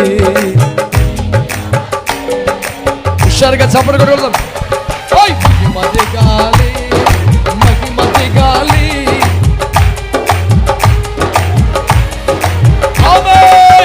మహిమ దిగాలి.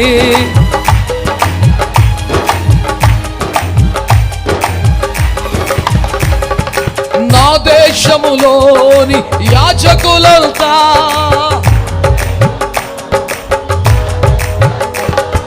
దినదినము మహిమతో ప్రకాశించాలి.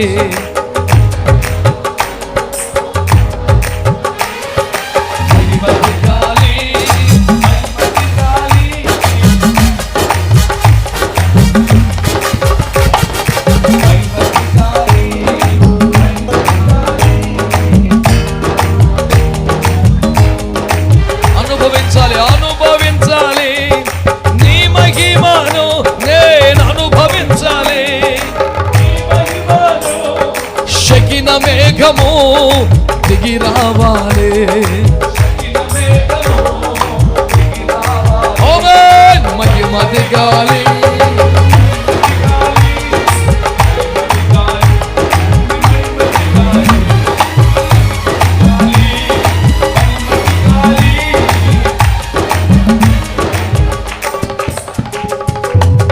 హల్లెలూయా, హల్లెలూయా. దేవుని మహిమ దిగి రాకపోతే ఇక సంఘానికి విలువే ఉన్నదండి. పెద్ద పెద్ద ఆఫీసర్లు అందరూ వస్తే సరిపోద్దా? బాగా పైసలు ఉన్న వాళ్ళు వస్తే సరిపోతుందా? ఎవరు వచ్చారో రాకుండా ఏమి రావాలి? దేవుని మహిమ దిగి రావాలి. దేవుని మహిమ దిగి రావాలంటే సంఘం మీదకి ఏం చేయాలట? ఎక్కడెక్కడ దాగిన కొవ్వంతా తీసుకొచ్చి అక్కడ పెట్టేయాలి.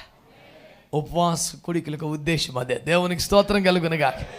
హల్లెలూయా. ఒకవేళ దేవుని మహిమే దిగి రాకపోతే ఇంకా మనోహరం ఏమున్నది బిడ్డలారా?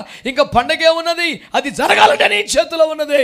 నువ్వు ఒప్పుకోకుండా మనస్సును కఠినపరుచుకొని, హృదయాన్ని కఠినపరుచుకొని, దేవునికి లోబడకుండా దేవుని ఆత్మ ఒప్పింపజేస్తూ ఉంటే, దేవుని ఆత్మ గద్దిస్తూ ఉంటే, మనస్సును కఠినం చేసుకొని ఫరోవలే మొండివాడవై వెనక్కి తిరిగిపోతే నీకేం ప్రయోజనం ఉండదు. కానీ దేవుని ఆత్మ చేత పొడవబడిన వాడవై, ఒప్పింపబడిన వాడవై, పాపములో ఒప్పుకొని పశ్చాత్తాపడి నీ ఆలోచనల్లో, నీ మాటల్లో, నీ నిర్ణయాల్లో, నీ చూపులలో, నీ చర్యలలో, నీ అంతరంగములో దాగి ఉన్న కొవ్వంతా తీసుకొచ్చి దేవుని బలిపీఠం పెట్టగలిగితే, సరైన సమర్పణ చేయగలిగితే, దేవుని అగ్ని దిగి వచ్చేదాన్ని కాల్చే ఇంపైన హోమాన్ని దేవునికి ఇస్తుందట. ఆయన సంతోషపడిపోయి తన మహిమ చేత నిన్ను కప్పుతాడు, తన మహిమ చేత నింపుతాడు, తన మహిమ చేత పరిశుద్ధపరుస్తాడు. అప్పుడు జనము చూస్తే వ్యక్తులు కనపడరు, రంగులు కనపడవు, తేడాలు కనపడవు. దూరము నుండి చూసిన వాడికైనా దగ్గర వాడికైనా ఆగిన మహిమ తప్ప ఇంకేమీ కనపడదు. గట్టిగా చప్పట్లు కొట్టి దేవుని స్తుతించండి. కొట్ట గట్టిగా. ఆత్మతో నింపబడు, దేవుని స్తుతించు. దేవునికి మహిమ కలుగును గాక. మన సంఘం వైపు చూస్తే, మన కుటుంబం చూస్తే మరి ఏమి కనపడకూడదు? దేవుని మహిమ తప్ప ఇంకేమి కనపడకూడదు. ప్రజలంతా యెహోవాయే దేవుడు అని ఏలియా కాలంలో కేకలు వేశారు కదా. ఏ సందర్భం తెలిసినా? ప్రచండమైన దేవుని అగ్ని దిగిరాగా పశువు దహించబడింది. కట్టెలు బూడిదైపోయాయి, రాళ్ళు పిండి అయిపోయినాయి, నీళ్ళు కూడా ఏమీ లేదు, అగ్ని మాత్రమే కనబడుతుంది.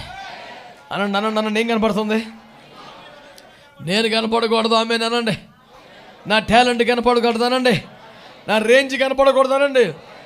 పశువు దహించబడిపోవాలి, కట్టెలు బూడిదైపోవాలి, రాళ్ళు పిండి అయిపోవాలి, నీళ్ళు ఆరిపోవాలి. ఇంకేం కనపడుతుంది? అగ్ని మాత్రమే పగపగ మండుతుంటే ప్రజలు బాబో యెహోవా దేవుడు. ఇప్పుడు చెప్పండి సార్, మీకు ఎట్లా అనిపిస్తుందని? ఎవడు మూతికాడి మైకి పెట్టే పని లేదు, ఇంటర్వ్యూ పని లేదు. స్వచ్ఛందంగా రోడ్ల మీదకి జనం వస్తారో, కేకలు వేస్తారో, వీళ్ళ దేవుడే దేవుడు, ఏలియా దేవుడే దేవుడు, ఈ దేవుడే నిజమైన దేవుడు, యెహోవా దేవుడు. మన దేశములో, మన ప్రాంతములో ఈ ఉజ్జీవాన్ని, ఈ మార్పును మనం చూడాలంటే మనము కనపడకూడదు. ఆమేన్, హల్లెలూయా. మనం ఆశపడే ఉద్యోగం అదే, మనం ఎదురు చూసే రోజు అదే. ఏం చేయాలి? నీ డబ్బులు అడిగాడా? నీ ఆస్తి అడిగాడా? లోపల నీ మాటల్లో ఉంది చూడు, నీ చేష్టల్లో ఉంది చూడు, మేలు మర్చిపోయి ప్రవర్తించావు చూడు, గతాన్ని మర్చిపోయి ప్రవర్తించావు చూడు, కొవ్వు తీసేయ్.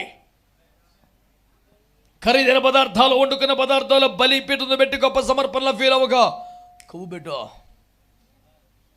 కష్టమే. దేవుని వాక్య ఖడ్గానికి అప్పగించుకో, యాజకుడి చేతికి అప్పగించుకో, బలిపీఠ బరుబానికి రా. సరిగ్గా కొవ్వంతో వచ్చేస్తే దేవునికి స్తోత్రం కలుగును కాక. నా మహిమ స్తోత్రం చెప్పండి. హల్లెలూయా. యాజకుడికే ఏం అర్థం కావట్లేదు మహిమ దిగి వస్తే. యాజకులు నీ తేజ మహిమకు నిలువలేకపోయిరి. హల్లెలూయా. చెప్పరే గట్టిగా హల్లెలూయా. సేవ చేయటకు లోపలికి వెళ్ళలేనంతగా దేవుని మహిమ దిగవచ్చు. దేవునికి స్తోత్రం కలుగును గాక. లోపడున్న యాజకులకి మహిమనే ఎక్కడో ఉన్నవాడికి అయ్య బాబోయ్ ఆ గుడి తగలడిపోతుంది ఏంటి, అయ్య బాబోయ్ ఎలా పొగలు వచ్చేతనేటి. దూరమున ఉన్నవాడికి అగ్ని స్తంభం కనపడుతుంది, లోపడున్నవాడికి మహిమ కనపడుతుంది. ఎవడికి ఇంకేం కనపడతలే, యేసు రక్తమే చేయం. యాక్చువల్గా అంటే నేను మరి చాలా ఉన్నతమైన కుటుంబంలో నుంచి మరి అవన్నీ కనపడవరా బాబు, ఇంక అయిపోయింది కూటమంది. అమ్మ ఇక్కడ స్తోత్రం చెప్పు గట్టిగా. అయ్యి ఇంకేం కనపడవు, అగ్గే యేసు రక్తమే చేయి. మొత్తం బుగ్గి అగ్గి ఒకటే కనపడాలి. దేవుని స్తోత్రం చెప్పండి. పశువు కనపడవచ్చునా, ఇంకా చర్మం ఒలిచేయొద్దా, దానికి స్తోత్రం చెప్పండి. తలనరికేయొద్దా, మురికి అంతా బారేయొద్దా, కొవ్వులాగా యొద్దా, ఇంత చేసే కూడా అగ్గి వచ్చి మొత్తం బూడి చేసేయొద్దా. పశువు దహించబడాలి. ఆమేన్. కట్టెలు బూడిదైపోవాలి. ఆమేన్ అను. దేవుని రోళ్ళు పిండి అయిపోవాలి, నీళ్లు కూడా ఆరిపోవాలి, అగ్ని మాత్రం ప్రచండంగా మండుతూనే ఉండాలి. చూసినోడికి బలిపీఠం మీద ఇంకేం కనబడకూడదు. అసలు బలిపీఠమే కనపడలేదు, అగ్ని తప్ప. ఆ దినమే మన సంఘాల్లో వస్తే ప్రజలు స్వచ్ఛందంగా యేసయ్యే దేవుడిని కేకలేస్తారు. సంఘం మహిమగల సంఘంగా ఉండాలి. Simple logic. మహిమగల సంఘంగా ఉండాలా? మహిమగల సంఘంలో ఉండాలా వద్దా? సింపుల్. కొవ్వు లేని సంఘం ఉంటే సరిపోద్ది. So simple logic. దీనికి బుర్రబద్దలు కొట్టేసుకుని జోకర్లా. నీ మాటల్లో ఉందో, చూపుల్లో ఉందో, హృదయంలో ఉందో, అంతరంగంలో ఉందో, క్రియల్లో ఉందో, చేష్టల్లో ఉందో, నిర్ణయాల్లో ఉందో, మెయింటెనెన్స్లో ఉందో, బట్టల్లో ఉందో, అడావుడు ఎక్కడ ఉందో నీకు తెలుసు కదా. ఎవడన్నా చెప్పాలి రాక్కుమారుడో, ఎవడు చెప్ప నీకు తెలుసు. ప్రవచనం ఎప్పుడు కావాలి? మనకు అర్థం కాని విషయానికి. మా చర్చలో జ్వరపడింది మొన్న కాబట్టి ఫస్ట్ ఇంప్రెషన్ మంచిగా ఇవ్వాలి కదా. నేను కొత్త వాళ్ళు వస్తే ఎత్తుక్కుంటూనే ఉంటా. నేను కొత్త దేవునికి స్తోత్రం, ఓకే హల్లెలూయా. కన్నీచే ఉంచుదా జాగ్రత్తగా. ఇది కొంచెం అమాయకంగా ఉన్నాడు పాస్టర్ గారు, పెద్ద చదువు లేనట్టు ఉంది వీడికి. ఈ నెలగైనా సరే మొదటి వారమే బొట్లో పెట్టి ఎత్తే మనకి అనుకూలంగా మాటలు చెప్తాడు అనుకుని ఎక్కడ ప్రిపేర్ అయ్యి వచ్చిందో భక్తురాలు. నా కుమారుడా నేను బహుగా వాడు కనుబోచున్నాను. నాకు మొదలెట్టింది పొగయటం.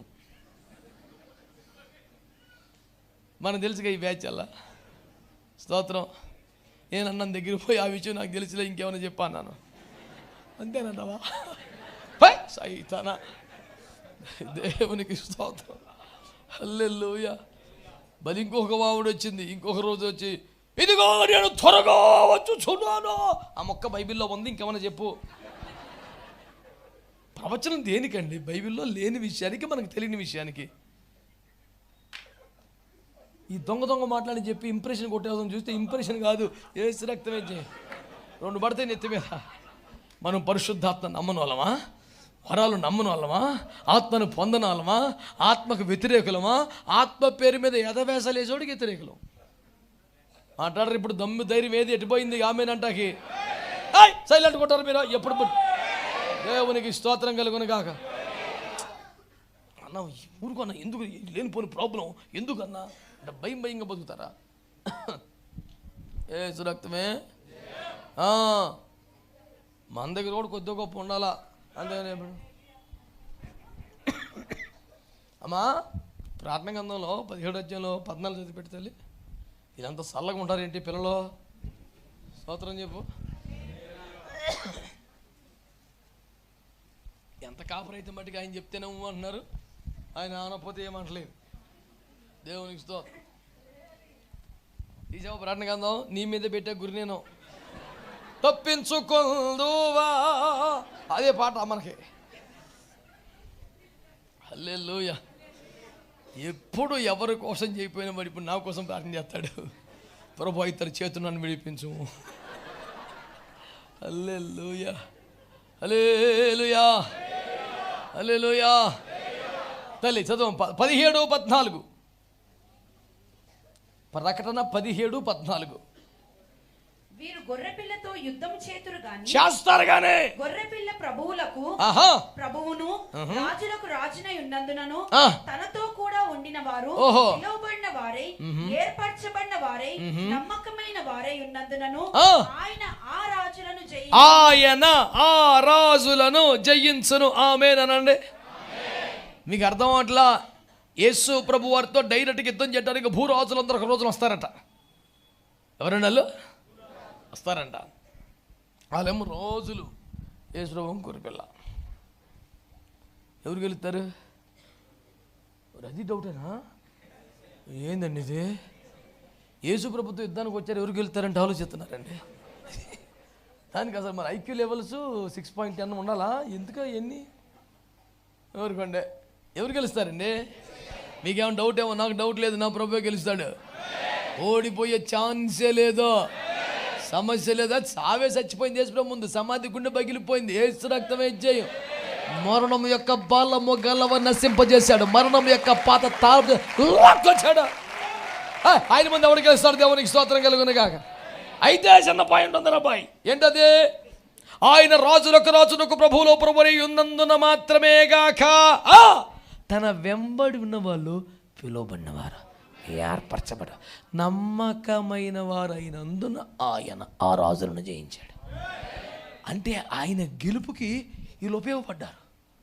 అమ్మో, అసలు మనం బతకదాకా ఒక పాయింట్ చాలదా? నేను ఎవరి కోసం బతకాలి? యేసుప్రభు కోసం బతు చాలు. దేవునికి స్తోత్రం. ఇంట్లో అందరం మాట్లాడటం మాటైతే యమ పాత్రది, నీకెందుకయ్యా బిడ్డా? నీ నమ్మకత్వం, నీ క్రైస్తవ జీవితం, నీ యేసయ్య గెలుపుకు ఉపయోగపడితే అంతకన్నా ఏం కావాలి నీకు? హల్లెలూయా. ఆయన రాజును ప్రభువులకు ప్రభుని అంత మాత్రమే చేతనే కాక వెంబడి ఉన్నవారు, పిలువబడ్డవారు, ఏర్పరచబడ్డవారు, నమ్మకమైన వారైనందున ఆయన రాజులను జయించెను. ఆమేన్. సరైన క్వాలిటీ అడిగితే దేవుని గెలుపునకు ఉపయోగపడుద్ది అది. అసలు ఆ పాయింట్ నీకు అర్థమైతే యేసు రక్తమే జయం, ప్రపంచం ఏమి పని పట్టించుకో.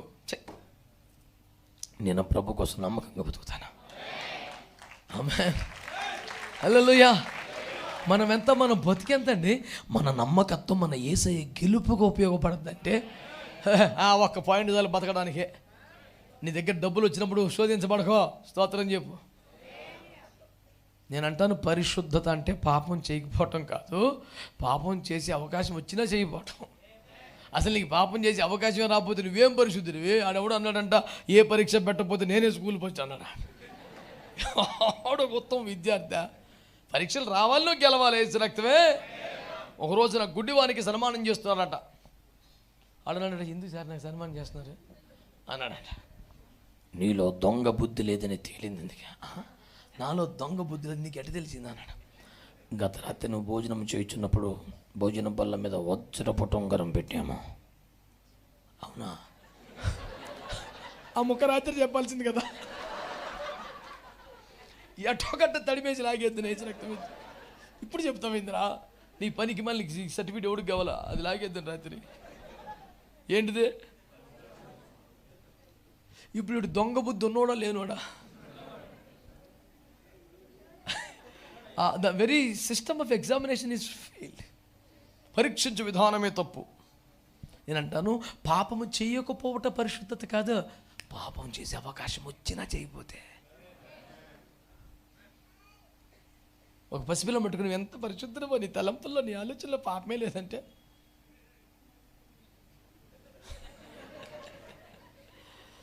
స్తోత్రం చెప్పరే. వీడి చేతిలో 10 రూపాయలు లేదు, వీడికి ఎప్పుడు 50 రూపాయలు కూడా వీడి చేతికి ఇవ్వాల. వీడు ఎన్నడూ నువ్వు ఆర్థిక నేరములకు పాల్పడాలి ఛాన్సే ఆడొచ్చింది. ఆడొక లక్షించి చూడు, ఆ రూట్ మారుద్ది రేపు, అప్పుడు మాట్లాడు. అన్నా చాలా మంచోడన్నా, చాలా మంచోడు అంటే ఒకసారి చేయవద్దు 10 రూపాయలు ఇచ్చాడు. అటు రేపు నుంచి నీకు వందనాలు చెప్పడం. ఆడు గుణం ఇప్పుడు ఇచ్చి చూడు తెలుస్తుంది. అందుకు కదా యేసుప్రభు ఎత్తున్నాడు కొంతమందికి. స్తోత్రం చెప్పరే. ఆడికి అర్హత లేకపోయినా ఎత్తున్నాడు. ఎందుకంటే ఆడు గుణం అసలు అప్పుడు బయటకు వస్తాడు. మంచి వాళ్ళు మాత్రం స్తోత్రం చెప్పండి. చెప్పని వారికి నేను బాధ్యుని కాదు. మీ సాక్ష్యం మీరు చెప్పుకున్నారు. మంచితనం లేకపోయినా యేసు రక్తమే యథార్థత ఉంది, సాక్ష్యం చెప్పుకున్నారు. ప్రభు మిమ్మల్ని దీవించును గాక. అబ్బా, మహిమ సంఘం మీదకి రావాలా వద్దా? ఏం చేస్తే వస్తుంది? పైసలు ఇస్తే వస్తుందా? కొవ్వు తీసుకొచ్చి అది ఈ ఉపవాస కొట్టాలి. టార్గెట్ అది. నువ్వు స్తోత్ర ప్రార్థనకు వస్తావో, సంపూర్ణ ఉపవాసం ఉంటావో, గుండెలు బాదుకుని కన్నీరు కారుస్తావో, టార్గెట్ ఒకటే, కొవ్వంతా దహించబడిపోయినా ఏం పోయినా సువాసన హోమంగా దేవుని కనిపిస్తుంది. హల్లెలూయా. అప్పుడు దేవుని మహిమ దిగి వస్తుంది. మంచిగా స్తోత్రం చెప్పండి ఒకసారి. హల్లెలూయా. కనుక మహిమ రావాలా వద్దా? దేవునికి స్తోత్రం చెప్పండి గట్టిగా. హల్లెలూయా, హల్లెలూయా. కనుక మహిమ ఎప్పుడు వస్తుంది? ఒకటి, రెండో పాయింట్ చెప్పుకుందాం. ఇందాక అనుకున్నాగా యాజకులు కూడా నిలబడలేకపోయారు అని. ఎక్కడ? సొలొమోను ఆలయ ప్రతిష్ఠ చేసినప్పుడు విస్తారమైన బలి అర్పణలు చేసి మోకరించి ఒక మంచి ప్రార్థన చేశాడు. అప్పుడు ఏం జరిగింది? ఈ యాజకులు, లేవీయులు, గాయకులు, బోరలూదువారు అందరూ ఏకమై గొప్ప శబ్దంతో యెహోవా దయాళుడు, ఆయనకు కృతజ్ఞతాస్తుతులు చెల్లించుడి అని పెద్ద శబ్దముతో స్తోత్రం చేశాను. మహిమ వచ్చేసింది రక్తం వేయించి. స్తోత్రం చెప్పండి గట్టిగా. ఇంకా జనం రాలేదని ఆరాధన చేస్తున్నామా మనం? కొంచెం బాగుండిద్దని చేస్తున్నాం ఆరాధన? కాదు కాదు. మన ఆరాధన వెనక మనకున్న ఆశ ఏంటంటే దేవుని మహిమ దిగి రావాలి. స్తోత్రం చెప్పండి ఒకసారి. ఎట్లా దిగి వస్తుందంట? యాజకులు అనండి, లేవీలు. లేవీలకి యాజకులకి తేడా ఏంటి?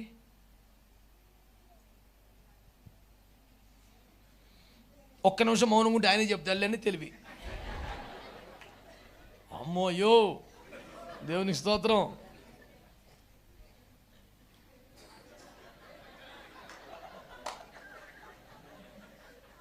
దేవునికి స్తోత్రం చెప్పండి గట్టిగా. హల్లెలూయా, హల్లెలూయా. నేను మిమ్మల్ని అడిగిన ప్రశ్న అని చెప్పండి.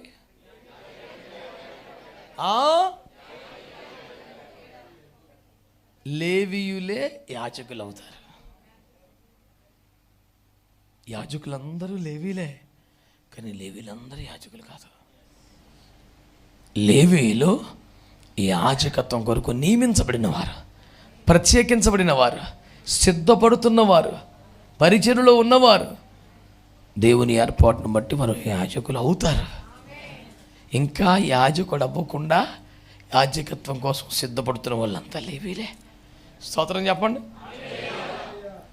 అంటే ఆల్రెడీ యాజకులు, ట్రైనింగ్లో ఉన్న చిన్న సేవకులు, స్తోత్రం, గాయకులు, బోరలూదువారు అందరూ ఏకముగా దేవునికి స్తోత్రాలు చేశారంట. ఆమేన్. ఎప్పుడైతే అందరూ ఒక్కటైపోయి దేవునికి స్తోత్రాలు చెల్లించారో దేవుని మహిమ దిగి వచ్చింది. ఆమేన్. మహిమ దిగి రావాలంటే కొవ్వు బలిపీఠం మీదకి రావాలి. రెండవది, అందరము ఏకమై దేవునికి స్తుతి ఆరాధన చేయాలి. గట్టిగా స్తోత్రం చెల్లించండి ఒకసారి. హల్లెలూయా చెప్పాలి అందరూ గట్టిగా. మారాను పోలిన చేదైన స్థలముల ద్వారా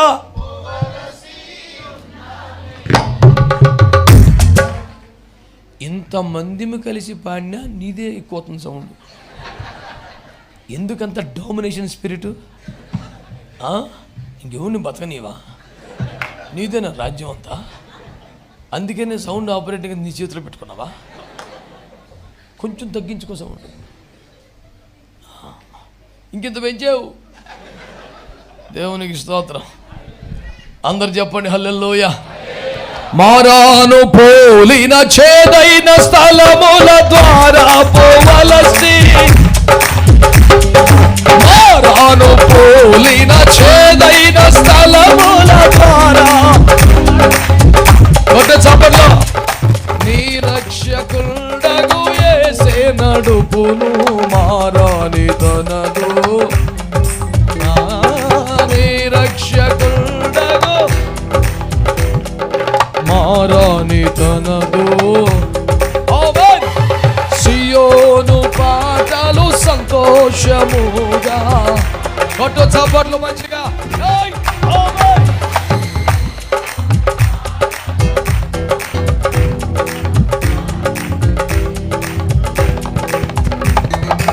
ఆనందమయ పరలోకంబు మనది అక్కడ నుండి పాడాలి. ఆనందమయ పర అక్కడ నుండి సియోను గీతము సొంపుగా కలసి పాడేదము ప్రభు యేసుకు జై. సియోను గీతము గ్లోరీ ఆమేన్. ఆనందమయ పరలోకము మనది. ప్రతి స్వరము లేవాలి గట్టిగా.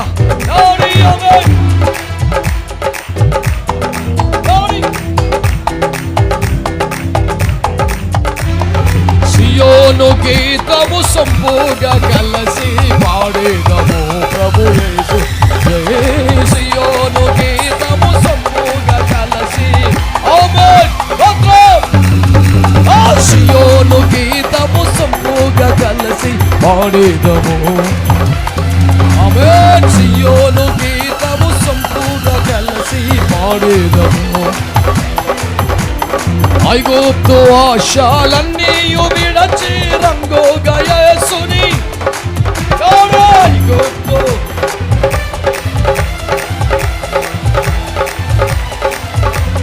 నిత్య నివాసములే దిలలో నా నేత్రాలు కాననుపై. నిత్య నివాసము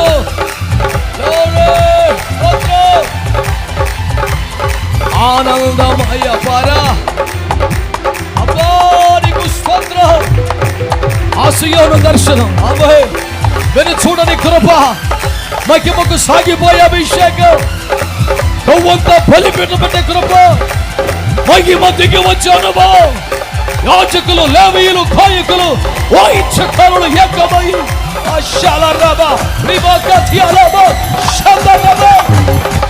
ఆరాధించుచుండగా దేవుని మహిమ దిగి వచ్చినట్లే షకినా రబోదియాలో షరరబరకమో దిగి వచ్చిన మహిమ మన మీదకి, మన కుటుంబాల మీద, మన సంఘం మీదకి రావాలి.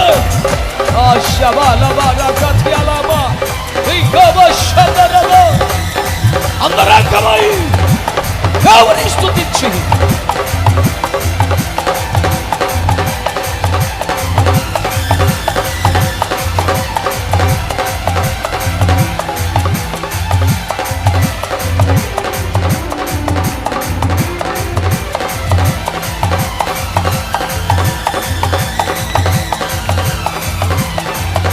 అయ్యా అదిగో అదిగో అదిగదిగో దేవుని మహిమ దిగి వచ్చుచున్నది.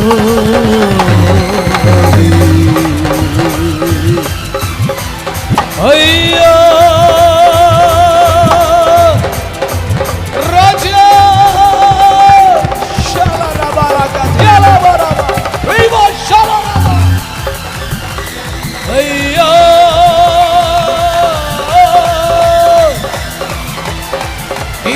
నీతోని అనుబంధము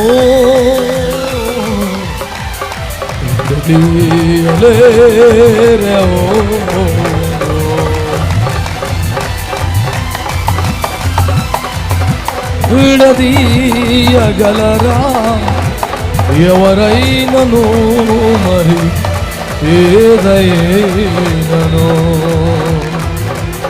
రాజ రాజా యేసు రాజా రాజా యేసు రాజా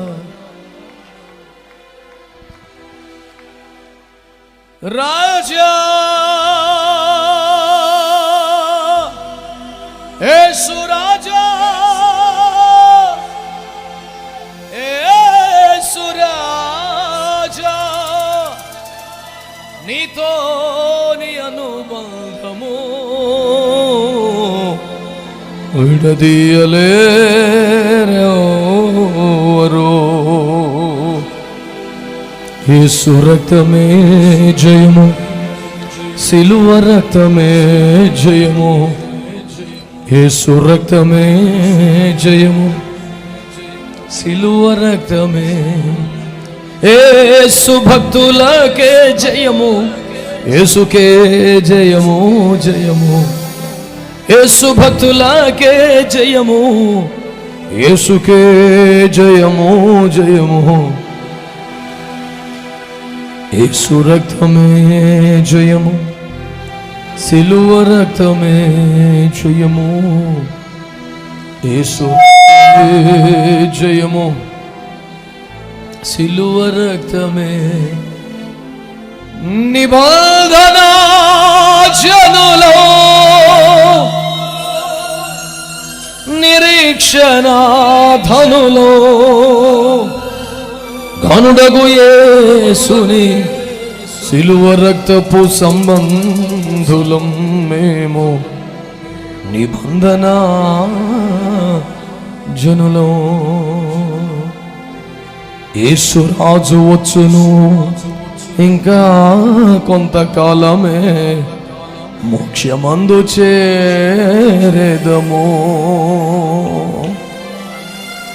ఆ మహిమలోనికి వెళ్ళక ముందే సంఘం ఇక్కడ మహిమ గల సంఘముగా మారిపోవాలి, కొవ్వు లేని సంఘంగా మారిపోవాలి. బలిపీఠం మీద ఎన్నో అర్పణలు పెట్టాము. ఈ కోడికల్లో దేవుడు మనతో మాట్లాడుతున్నది, మన కొవ్వంతా కూడా బలిపీఠంలోకి వచ్చేయాలి.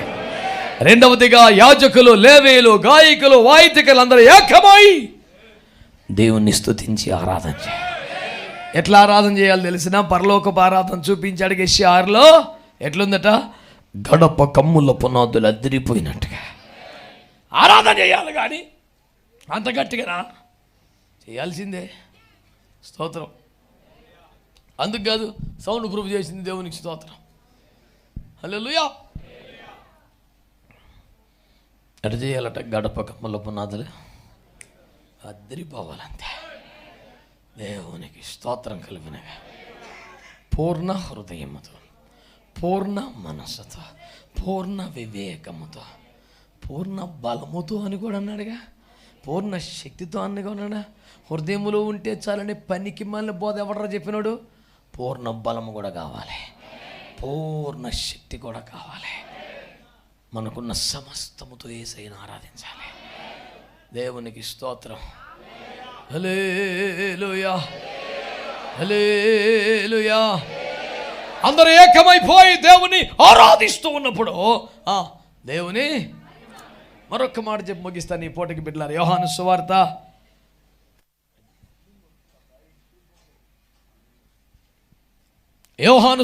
15:8 వాక్యం చదవండి. యోహాను సువార్త 15:8. మీరు బహుగా ఫలించుట వలన నా తండ్రి మహిమపరచబడును, ఇందువలన మీరు నా శిష్యులగుదురు. ఆమేన్, ఆమేన్. మన సంఘము ద్వారా దేవునికి మహిమ రావాలి. అనండి గట్టిగా. ఎట్లా వస్తుంది మహిమ? మహిమ అంటే రాదు. మనము బహుగా ఫలిస్తేనే. ఆమేనండి. ఏమవ్వాలి మనం? బహుగా ఫలిస్తేనే మహిమ వస్తుంది. శ్రద్ధగా మాట వినండి. ఇన్ని సంవత్సరాల రక్షణలోకి వచ్చి, ఇన్ని సంవత్సరాల ఉపదేశంలోకి వచ్చి, ఇన్ని ఆత్మల కన్నావు, ఎంతమందిని నడిపించావు? అందరికీ వరాల మీదనే ఇంట్రెస్ట్. మీరు కృపావరములన్నీ పొందినట్లయితే అనకుండా ఆయన ఏమన్నాడంటే మీరు బహుగా ఫలిస్తే తండ్రి మహింపరచబడతాడు. హల్లెలూయా, హల్లెలూయా. వరము కంటే కూడా ఫలము గొప్పది. చెప్పనా మీకు, వరము వలన మన ఆకలి తీరుతుంది, మన ఆశ తీరుతుంది, ఏదైనా ఒక వరం ప్రపిస్తే. కానీ ఫలముతో యేసయ్య ఆకలి తీరుతుంది. ఏది గొప్పది? యెహోవా నీ నామం అనే పాట రాగం మీద దైవజనుల కోసం నేను ఒక పాట రాసి పాడాను. అందులో ఒక మాట అంటాను, క్రమము లేని బోధకులంతా కార్యములే సేవను కొనగా. కార్యాలు జరిగితే సేవ అనుకుంటున్నారు, విన్నారా? క్రమము లేని బోధకులంతా కార్యములే సేవను కొనగా, వరము కన్న ఫలము మిన్నని నేర్పిన దేవా స్తోత్రము. వరము కన్న ఫలము మిన్నని నేర్పిన దేవా స్తోత్రము. యెహోవా నీ సేవయే ఎంతో విలువైనది, ఎంతో ఘనమైనది, అది ఎంతో ధన్యమైనది.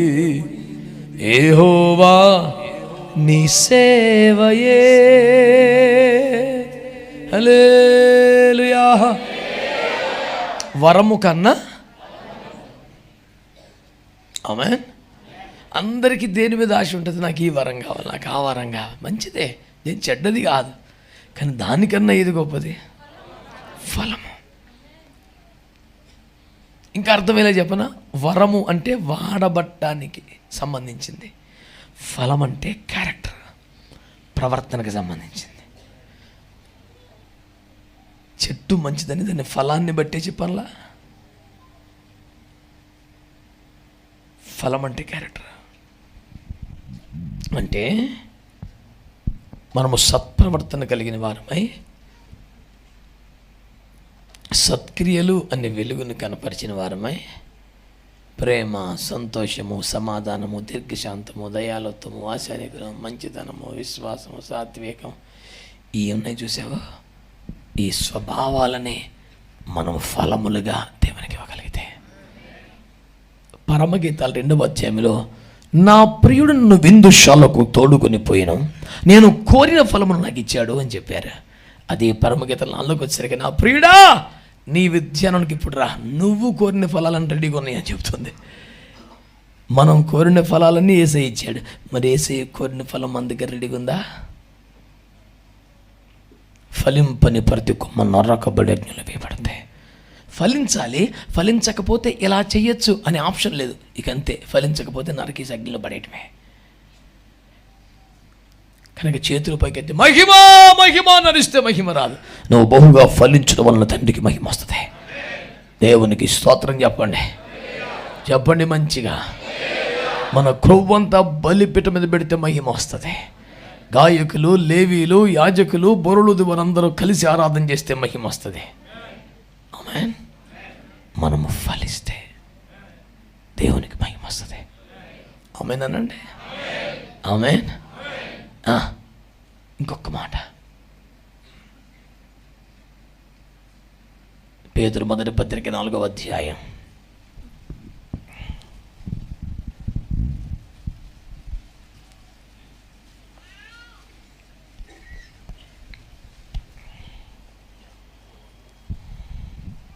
13వ వచనం. క్రీస్తు మహిమ బయలుపరచబడినప్పుడు మీరు మహానందముతో సంతోషించు నిమిత్తము క్రీస్తు శ్రమలలో మీరు పాలివారై ఉన్నంతగా సంతోషించుడి. ఇంకా క్రీస్తు నామము నిమిత్తము మీరు నిందల పాలైన మీరు ఒకవేళ నిందల పాలైతే మహిమా స్వరూపి అయిన ఆత్మ అనగా దేవుని ఆత్మ మీ మీద నిలుచుచున్నాడు గనుక ధన్యులు. స్తోత్రం చెప్పండి గట్టిగా. మహిమా స్వరూపకు దేవుని ఆత్మ అలాగ మన మీదకి వస్తాడంట. తెలుసా? శ్రమలలో నిలిస్తే, సంతోషిస్తే. ఒక్క శ్రమ రాగానే పాట పాడే ఇంట్రెస్ట్ పోతుంది, ఆరాధన చేసే ఆసక్తి పోతుంది. ప్రతి వారం ఎంతో సంతోషముగా దేవుని ఆరాధించానేమో, ఈరోజు ఎందుకు మౌనంగా ఉన్నావు? నా మనసు ఏం బాగోలేదనియా. ఏమైంది? ఎక్కడో ఓ 10 రూపాయలు పోయింది, ఇకంతే. పాట పాడి ఆరాధన చేసే మనసు కూడా పోయింది. అంటే వీడి పాట పాడి ఆరాధన చేసే మనసు యొక్క రేంజ్ ఎంత అంటే 10 రూపాయలు పోయిందంటే కథ వీడికి ఆరాధన చేయడు, మనసు లోపల కూర్చున్నాడు. మరి ఏంటో నేను చాలా ప్రార్థన చేసుకున్నాను, అయినా సరే 10 రూపాయలు పోయిందన్న. ఇంకా మనసు ఎంత ఉండదో, ప్రార్థన చేయడు, ఆరాధన చేయడు. అబ్బే, ఎవడు కదపలేని ఒక స్థిరమైనటువంటి విశ్వాసం. ఆమేన్. క్రీస్తు నామము నిమిత్తమే శ్రమల పాలైతే మీకైతే పెద్ద లాభం వచ్చినట్టుగా ఆనందపడండి. ఎందుకంటే మహిమా స్వరూపికు దేవుని ఆత్మ మీ మీద నిలుచుచున్నాడు. ఆమేన్, ఆమేన్, ఆమేన్. సింపుల్. శ్రమలలో నువ్వు జారిపోకుండా, తొలగిపోకుండా, వెనక్కి వెళ్ళిపోకుండా నిలబడు గట్టిగా ప్రభువులో. నువ్వు శ్రమలలో కూడా నిలబడితే మహిమ నీ మీదకు వచ్చేస్తుంది. గట్టిగా హల్లెలూయా. అన్ని ఆశీర్వాదాలు, అనుభవాలు సాగుతూ ఉంటే ఉత్సాహంగా ఆమేన్, అవును, ప్రైజ్ ది లార్డ్, స్తోత్రం అని ముందుకు సాగటం. కాస్త శ్రమ వస్తే ఇశ్రాయేలు ప్రజలు ఏమండి, ఇశ్రాయేలు ప్రజలు ఇక్కడ మాకు మన్నా తప్ప ఏమీ దొరకట్లేదు, మాకు చిరాకు వచ్చేస్తుంది, మాకు ఐగుప్తులో చేపలు గుర్తుకొచ్చేస్తుంది, సరిసరలు తిండి మాకు చిరాకు, ఇవన్నీ మాట్లాడారు కదా. అసలు కారణం ఏంటి తెలుసా? అక్కడ రాశాడు, వారు మార్గాయాసమ చేత. జబ్బు తెగిలేమి లేదు, నడిచి చిరాకు వచ్చేసిందంట. కానీ అసలు మరం తెలుసా? ఆయన నడిచి వచ్చింది ఏముంది? ఆయన రెక్కల మీద మోసుకొచ్చాడంట. స్తోత్రం చెప్పరే. మరి ఇంకెందుకు నొప్పులు పడిపోతున్నావు నువ్వు? ప్రతి క్షణం ప్రభు తోడున్నాడుగా, అన్నీ దాటించాడుగా. సముద్రాలు దాటిస్తున్నాడు, ఎడారిని దాటిస్తున్నాడు. ఏమండి, ఎడారిలో సెలయేర్లు ప్రవహించినట్లుగా ఒక బండ ఇన్ని చేస్తున్నాడు. అయినా సరే వీళ్ళకంతా ఇన్స్టెంట్గా కావాలి. కళ్ళు మూసి తెరిచే లోపు వాగ్దాన దేశం కనపడాలి. ఓ అడవుడి అయిపోవాలి. వీళ్ళకి కొంచెం ఆలస్యం అనిపించిందంట, చిరాకు వచ్చేసిందంట. మాకు ఐగుప్తుకు వచ్చేస్తుంది, మాకు చేపల కూర గుర్తొస్తుందని పిచ్చి పిచ్చి మాట్లాడారు. ఈ రోజున ఆయన నీకు ఎన్నో చేశాడు కదా, నువ్వు కోరిన ఫలాలన్నీ ఆయన ఇచ్చాడుగా. మరి ఆయన కోరిన ఫలం ఇవా? ఆత్మఫలం, వెలుగు ఫలం, మారు మనసుకు తగిన ఫలం, జిహ్వా ఫలం, ఆమేన్, శిక్షా ఫలం. జిహ్వా ఫలం అంటే ఏంటి? స్తోత్రం అంటే సరిపోదు. హెబ్రీ 13:15 ఏమన్నాడు? ఆయన నామమును ఒప్పుకొనుచు మనం స్తోత్రాలు చెప్పాలంట. కేవలం స్తోత్రం అని చెప్తే చాలదంట. ఆయన నామాల్ని ఎల్షదాయ్, ఎలోహిం, ఎడోనాయ్, ఆయన నామాలను ఒప్పుకుంటా స్తోత్రాలు చెప్పాలంట. అలా అయితే అది జిహ్వా ఫలం అవుతుంది. దేవునికి స్తోత్రం చెప్పండి. ఇలా ఫలాలు మనం ఎంత ఎక్కువగా ఫలిస్తే అంత మహిమ వస్తుంది. శ్రమల్లో, కష్టాల్లో ఎంతగా ప్రభు కొరకు నిలబడితే అంత మహిమ వస్తుంది. దేవునికి స్తోత్రం చెప్పండి. హల్లెలూయా. ఈరోజు మన అంశం ఒకటి, సంఘం మహిమ కలిగిన సంఘంగా ఉండాలి. ఆమేన్. శ్రమలలో నిలబడ్డ ద్వారా సంఘం మీదకి దేవుని మహిమ వస్తుందని వాక్యంలో రాయబడి ఉంది. ఆమేన్.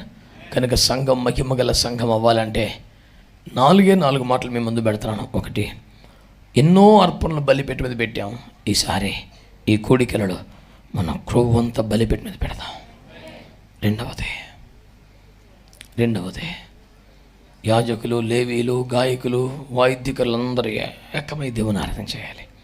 మూడవది, బహుగా ఫలించాలి. 4వది, శ్రమలలో కూడా ప్రభు కోసం నిలబడాలి. ఈ 4 అనుభవాలను నుంచు ప్రభా అని ఒక ప్రార్థన చేసుకో. నీ ద్వారా దేవునికి మహిమ, నీవున్న సంఘం మీదకి మహిమ దిగి వస్తుంది. దేవుడి వాక్యం ద్వారా మహిమ గల సంఘముగా మనల్ని ప్రోత్సహించునుగాక. ఆరోగ్యం, అవకాశం మోకరించండి, ప్రార్థన చేద్దాం. హల్లెలూయా.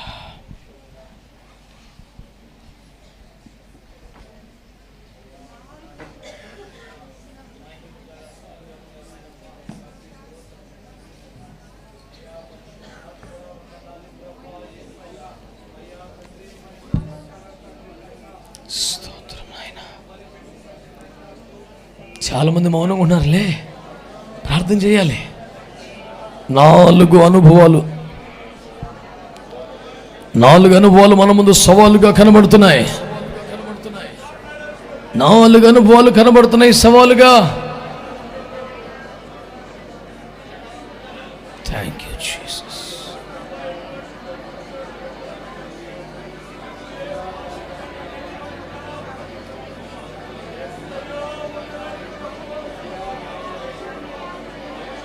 స్వరమెత్తి అందరు గట్టిగా, నా డొక్కల మీద ఉన్న కొవ్వు కూడా తీసివేయబడాలి. కొవ్వంతా యెహోవాది, అది బలిపీఠం మీద నిప్పుల మీదకి రావాలి. అప్పుడే దేవునికి మహిమ. స్వరమెత్తి ప్రార్థన చేయండి. ఎన్నో కానుకలు ఇచ్చున్నారు. ఈసారి బలిపీఠం మీద పెట్టాల్సింది దేవుని మహిమ కొరకు కొవ్వు. స్వరమితి అందరూ ప్రార్థన చేయండి. నీ వద్ద నుండి దేవుని బలిపీఠం మీదకి రావలసిన అర్పణ కొవ్వు. ఈ విషయంలో లోతైన పశ్చాత్తాప యథార్థంగా ప్రార్థన చేయండి. మంచి మనసుతో ప్రార్థన చేయండి. మంచి మనసుతో ప్రార్థన చేయండి. చేయాలి చేయాలి చేయాలి.